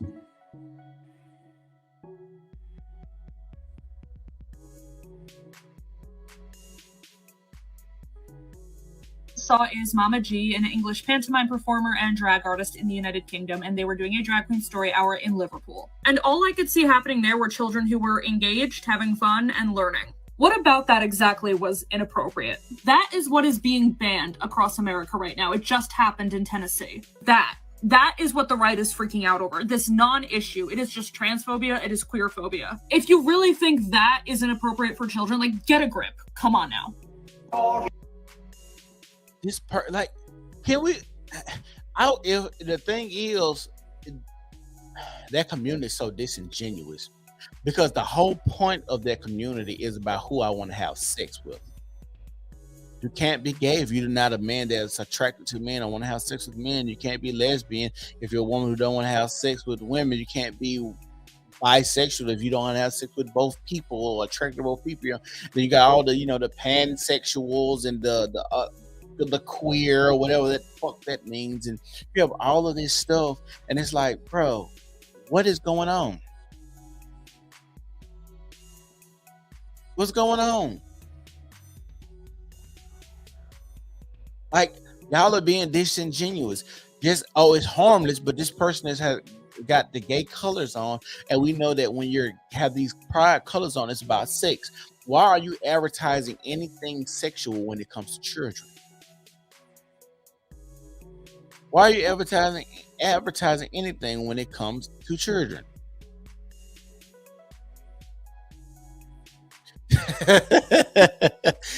Darius said, I don't mind being labeled transphobic. They scare me.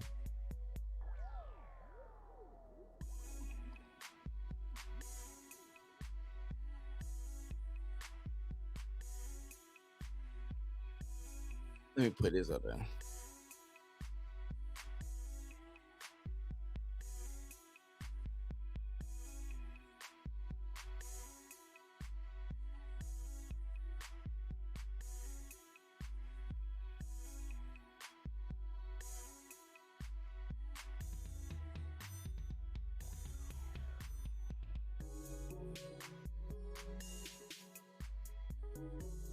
Is up there real quick.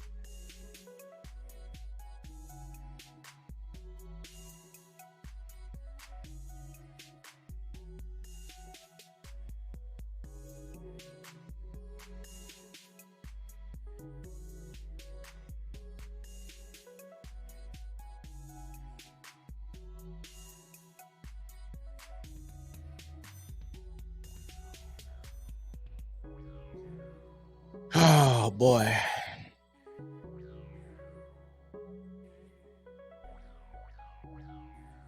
like I said, it's so much stuff that we can go over.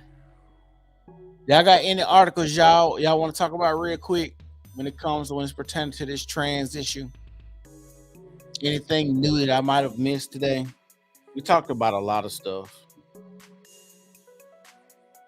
And I still don't think Dylan Mulvaney is 26 because that's an old looking 26-year-old.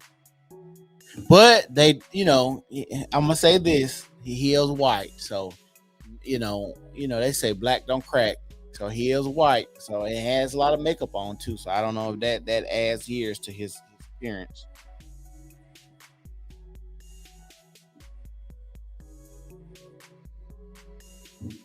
Any articles that I missed y'all want me to go over, look up, pull up? We covered a lot today. We covered Adidas and that man, that big ass nigga in that swimsuit. AI Weezy on the whatever podcast. We covered Kamala Harris going to Ghana. We talked about Bud Light and Target. Talked about can I get this video to play? Maybe it'll play now. Let me see if I can get it to play. Because I really wanted y'all to see this video of these people arms. These people arms that had this surgery, this gender surgery. Watch, I bet this jump play on my phone.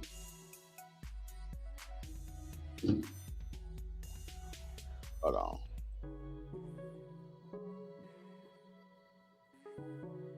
But it's playing on my phone. White folks age differently. I had a manager that was 26 when I was 32. He looked like he was 32 years old. I agree.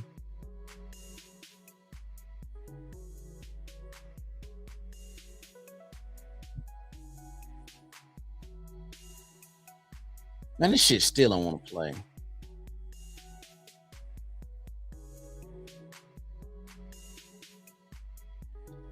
Oh man, I wish y'all could see this. I might have to put. I'm not holding this video. How long this video is? For 2 minutes. I might have to hold it up to the camera because I want y'all to see this.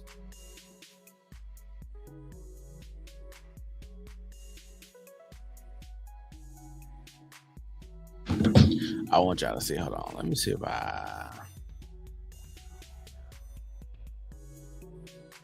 it's playing on my phone, but I don't know why it won't play on here.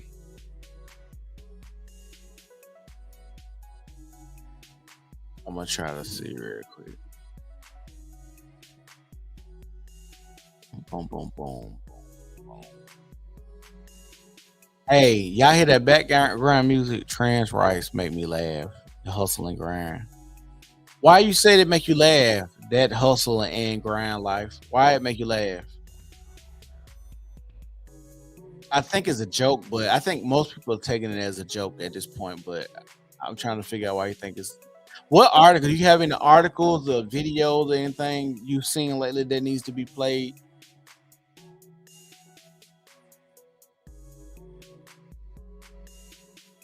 Dang, I want y'all to see these trans men's arms.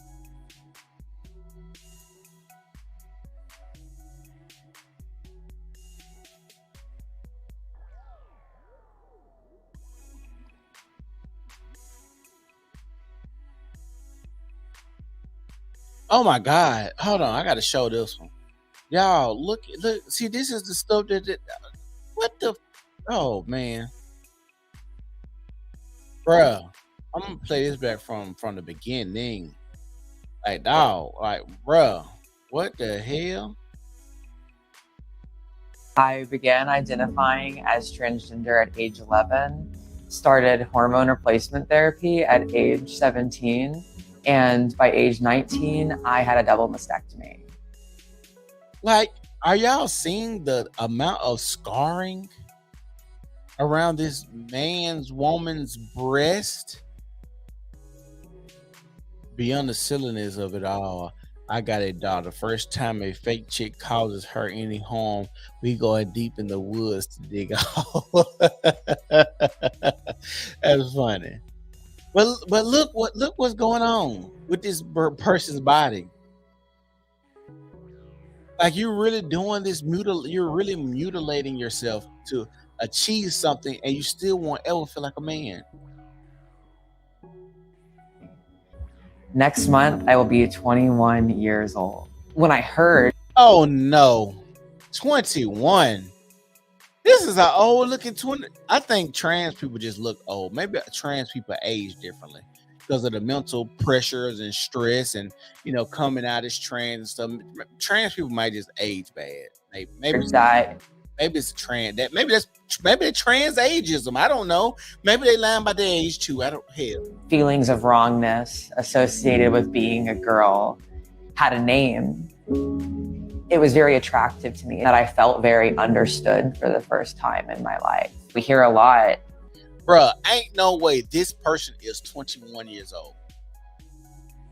These people didn't have some hard lives. I'm telling y'all. Would you rather have a dead daughter or a living son? And that was the sort of mindset that they were exposed to.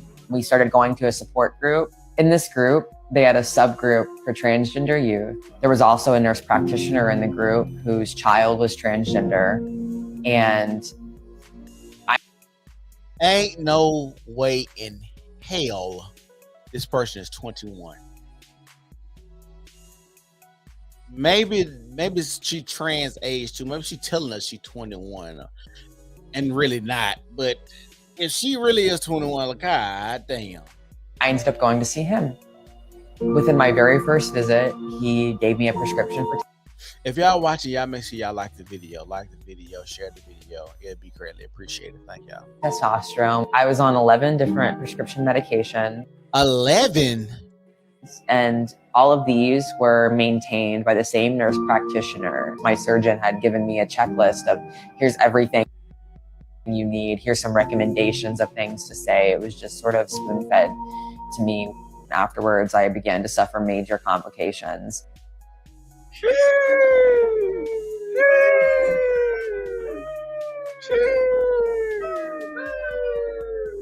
We noticed the bruising almost right away, and despite sending photos to the physician line that we were given upon my discharge, we weren't taken seriously at all. I ended up going to the ER after being dismissed 3 times.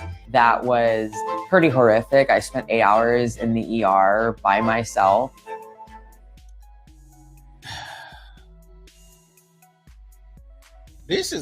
I agree. Over time, they would thin themselves out. I agree. This is ridiculous. They had to cut my scars back open. They had to sew drains in. I remember they stuck a Q-tip in the hole that they cut open and had to sort of aggressively knock out the blood clots.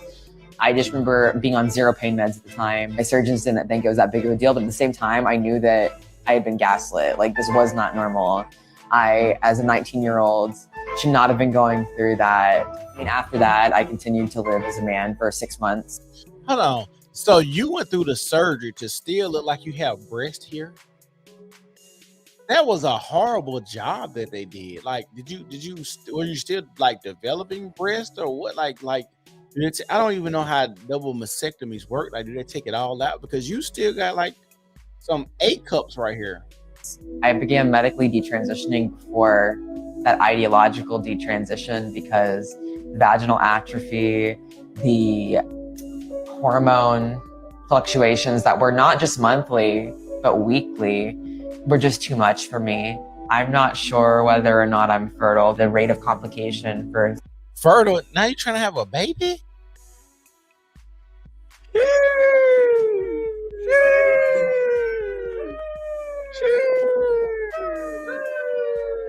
Sex reassignment surgery is uncomfortably high. Sometimes the compassionate response is one which sets firm boundaries. You need to be able to discern between enabling and helping. That you giving me access to certain drugs, that you just giving me referrals to whomever I asked for didn't actually help me heal. It affirmed me in my delusion. And if y'all watch what I told y'all at the beginning of the show, I'm gonna show y'all again. Hold on.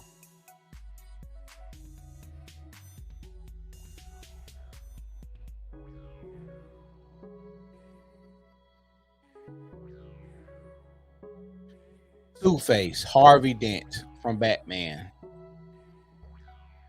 might have been telling us something. Might have been telling us something.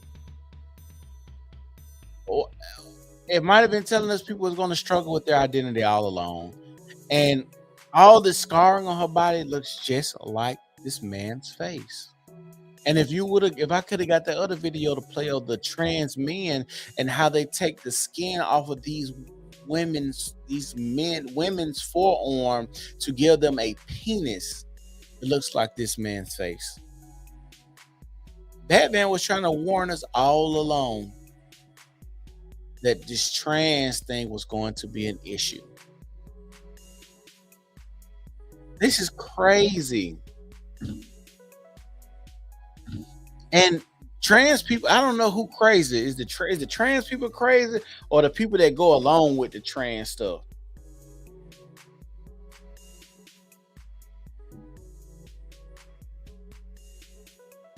Like, who y'all think the crazy is? Are the people that go along with this inside the crazy ones, or are the trans people the crazy ones?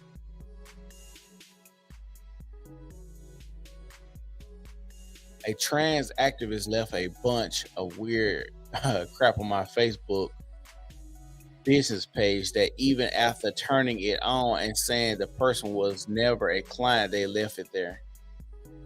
A bunch of weird crap on my Facebook business page that even after turning it in and saying the person was never a client. All people that go along with it go along more crazy though. But yeah, Batman was telling us, Two-Face was telling us people was going to struggle with identity.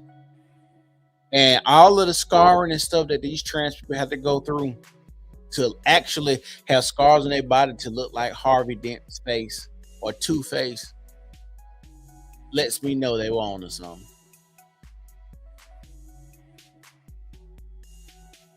Shit sad, bro. It's sad. And like I said, sometimes you want to feel sad for certain people. Sometimes you do. You want to feel sad for people, but this instance, I can't feel sad for people. Well, I feel sad for them in the instance of, I do think a lot of these people go for help, but a lot of these psychiatrists and doctors are scared to actually diagnose them with issues that they really have in fear of losing their licenses, right? And so when they go and search for help, if I've seen my colleague get banned or shunned or doxxed or kicked out of the practice for telling this person that, hey, you're schizophrenic, or you suffer from depression, or your childhood is the issue that you're having right now because you were molested or touched or had sex too early, because that could be confusing. So now when another trans person comes into my office actually seeking help, I'm just like, here's these meds. Here's a doctor so you can go get your sex changed and all of this. All of this is scary, to say the least. And people try to act like, oh, it's not a big movement. Just think about something like a Black Lives Matter, right? If you like it or you don't, this is not what this is about. Black Lives Matter started with 3 people. 3.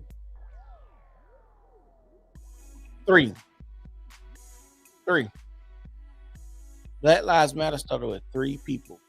So when you talk about all these people that we're seeing on a daily basis who are transitioning and getting these surgeries and trying to pass and going to the bathroom, did y'all hear about the boy who in I think it was West Virginia who identified as trans and raped 2 women at his high school?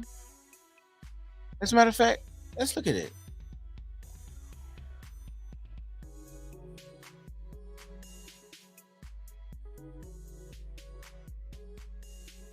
Hold on.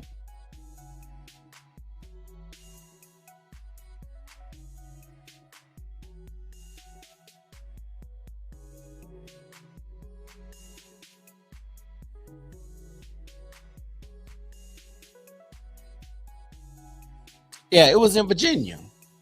See, this is the thing they don't want to tell you about. The rights, a big lie about a sexual assault. Hold on, that ain't it. Because this did happen. That ain't it. Hold on.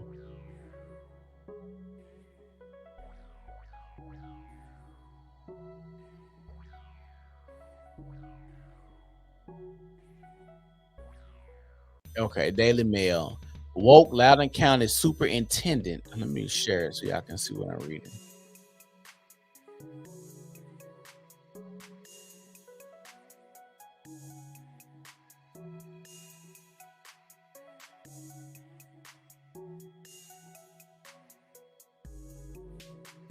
It say woke Loudoun County Superintendent is fired after grand jury found school lied to parents about kilt-wearing boy 15 raping girl in girl's bathroom and looked out for their own interests. Her furious father says they're just lie.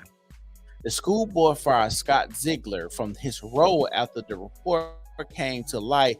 The superintendent is accused of covering up the allegations against the boy.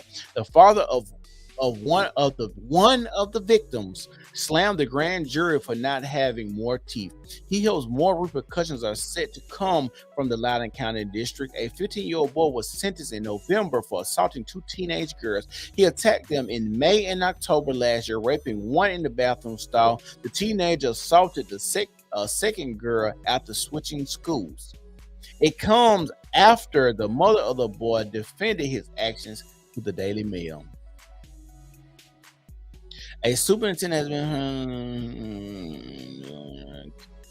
Let's see what else going on.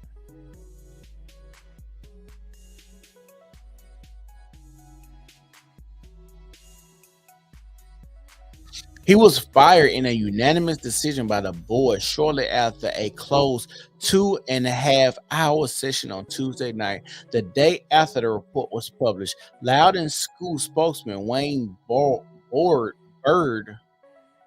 confirmed Ziegler was sacked, but would not elaborate on the decision behind the fire. The father of the girl raped in a trans-friendly bathroom at Stone Bridge also slammed the grand jury for failing to find Loudoun County school officials criminally responsible for the incident, despite a report revealing they lied to parents.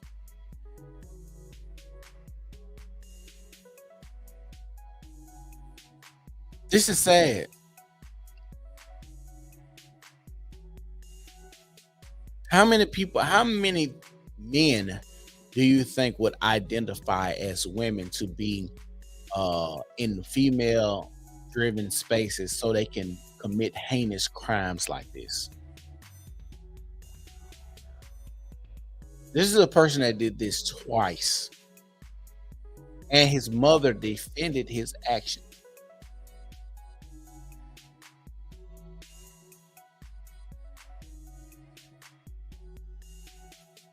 His mother defended his actions.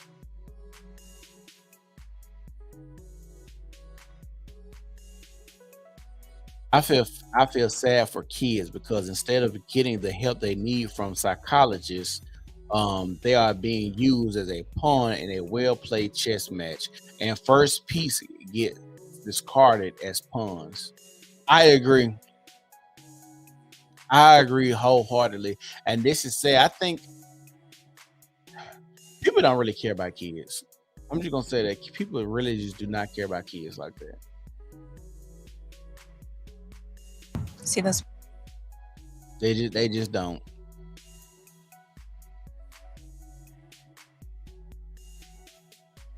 I'm trying to find a video of Jazz Jennings.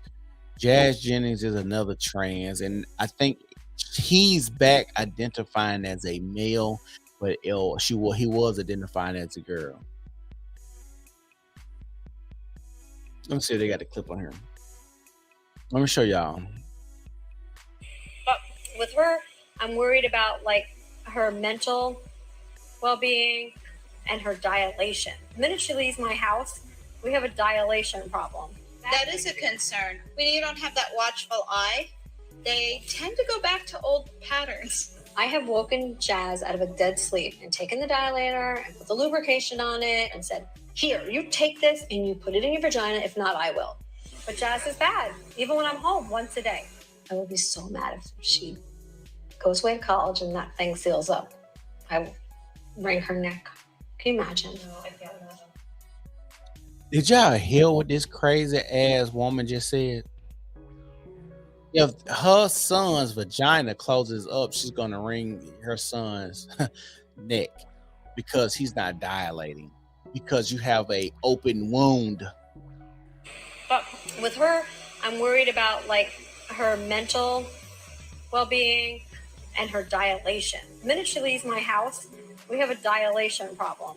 That is a concern. When you don't have that watchful eye, they tend to go back to old patterns. I have woken Jazz out of a dead sleep and taken the dilator and put the lubrication on it and said, here, you take this and you put it in your vagina. If not, I will. But Jazz is bad, even when I'm home once a day. I would be so mad if she goes away to college and that thing seals up. I will wring her neck. Can you imagine? No, I can't imagine. But with her... That is sad that the mother is supporting this bull crap.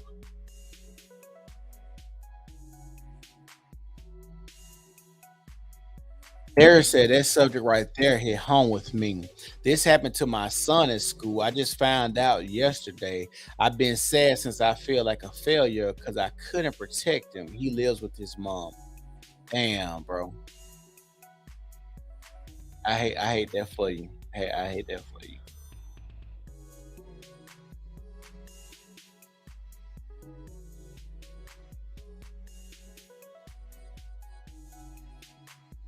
What is Jazz Jennings famous for? She starred in an American reality TV show called I Am Jazz, which documented her day-to-day experience of being a transgender teenager. She also co-authored a children's book titled I Am Jazz, which gives a glimpse into her experience growing up questioning her identity.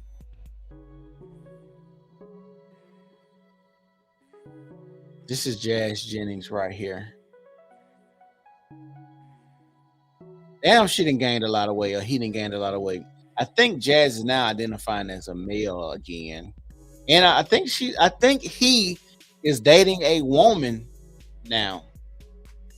And it's crazy that you go and get your penis chopped off to still go back and date women. How are you going to please that woman? And now I question a woman that decides to date you, because how's she going to get pleased?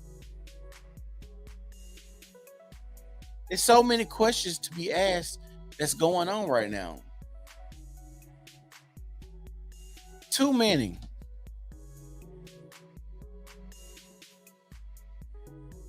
This is sad.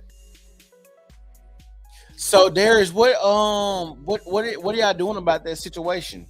If you're watching on YouTube, y'all make sure y'all like the video, please. Make sure y'all like the video.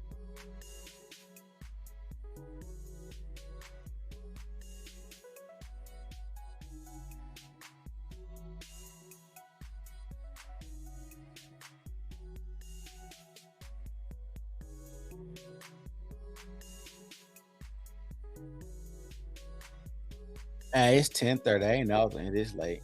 Been on here for a little minute, hot little minute. What y'all think? Jazz Jennings, born October 6, 2000, is an American YouTube personality, spokesmodel, television personality, and LGBTQ rights activist.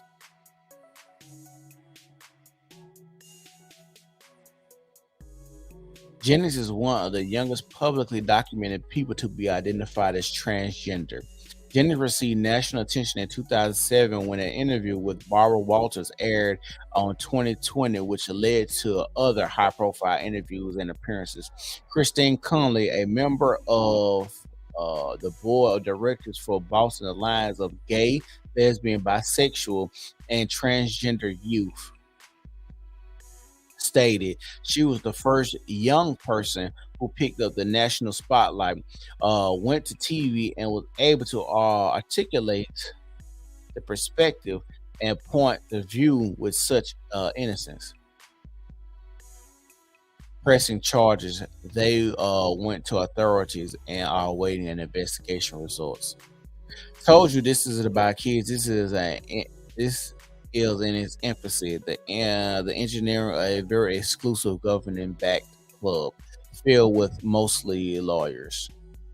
So that hustle and grind life, what do you think the outcome of this? What is the ultimate goal with transgender, pushing transgenderism? Jennings is an honorary co-founder of the Trans Kids Purple Rainbow Foundation, which her parents founded in 2007 to assist transgender youth. In 2013, she founded Purple Rainbow Tails, a company in which she fashioned rubber mermaid tails to raise money for transgender children. Jennings hosts a series of YouTube videos about her life titled I Am Jazz. She stars in a TLC reality series, I Am Jazz, which premiered in 2015 and focuses on her daily life with her family and challenges she faces as a transgender person. Jennings was born in Florida to parents Greg and Jeanette. She has an older sister, Ari, and an older twin brother, Sanders and Griffin. The family is Jewish. Regarding the last name, Jeanette explained that Jennings is our pseudonym to sort of make life easier. We tried to hide our real last names as much as possible. Our last name is very much Jewish, long last name. Jennings was assigned male at birth and was diagnosed with gender dysphoria by the age of 4. What is gender dysphoria? Gender dysphoria in children.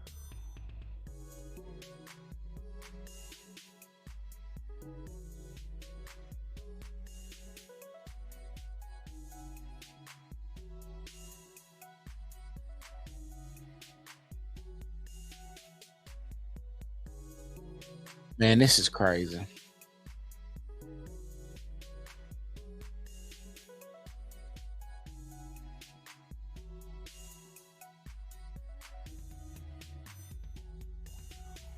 It says right here, classification. Children with persistent gender dysphoria are characterized by more extreme gender dysphoria in childhood than children with persisting gender dysphoria. Some, but not all, gender variant youth will want or need to transition, which may involve social transition, changing dress, name, pronoun, and for older youth and adolescents, medical transition, hormone therapy, or surgery.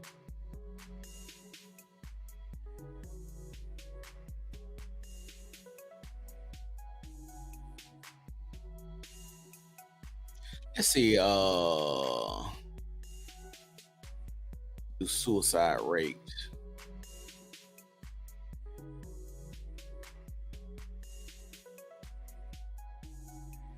Suicide rate after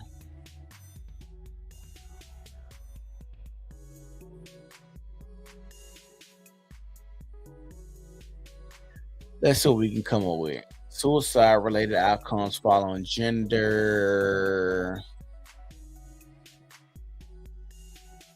reaffirming treatment, a review.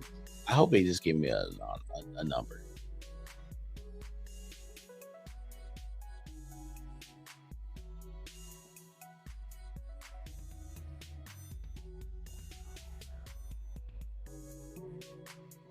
On October 21, 2022, the following search strategies was used in PubMed: suicide or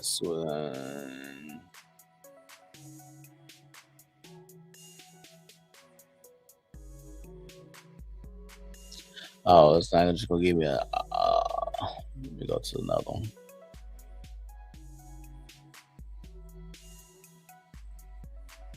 This is a fact check. I guess it's an Elon Musk fact check. Let's see what they say from Newsweek. Fact check. Musk says trans study shows higher suicide rate after surgery. Since his takeover of Twitter, Elon Musk has not hesitated to engage in sensitive topics on the social media platform. Having previously courted controversy over gender, the billionaire has entered into multiple conversations about transgender treatment and care. During one recent exchange on transgender health, Musk quoted a study suggesting that those who undergo transgender surgery are more likely to die by suicide than general population.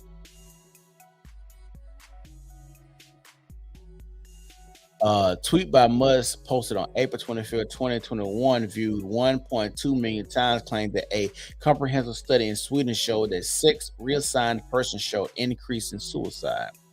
Musk added death for sex reassigned persons was higher than for controlled or same-sex birth. Particularly death from suicide, they also had increased risk for suicide attempts in psychiatric inpatient care. Association between transgender people and poor mental health outcomes is documented. Multiple studies has observed association between suicide attempts and people who identify as transgender, which figures range from about 20% to 40% within those populations. However, the study Musk cites contains some important details that should be taken into consideration when looking at his claims. The study published in 2011 estimated the mortality, morbidity, and criminal rate after surgical sex reassignment in transsexual persons of 324 sex reassigned persons in Sweden for 30 years. Each of those participants was matched with 10 population control matches by birth year and birth sex or reassigned final sex.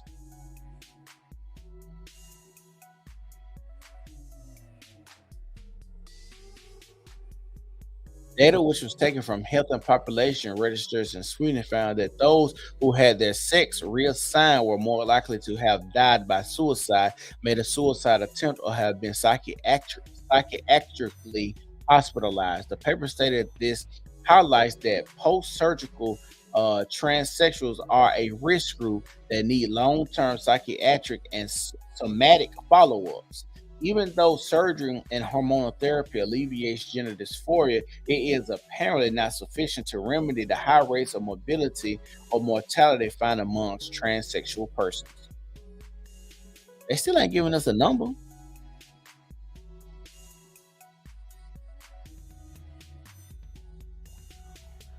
I don't understand what they fact checking.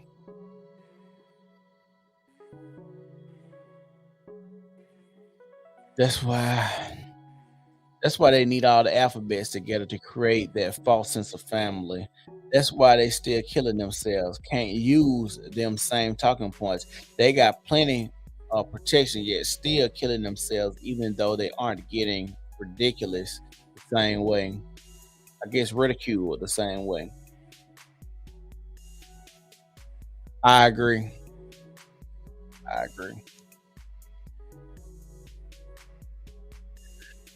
I'm going to tell you guys, it's getting late. Your boy getting sleeping. It was a good stream tonight. I want to tell y'all, thank y'all for tuning in tonight. Make sure y'all like the video, share the video, subscribe to the channel.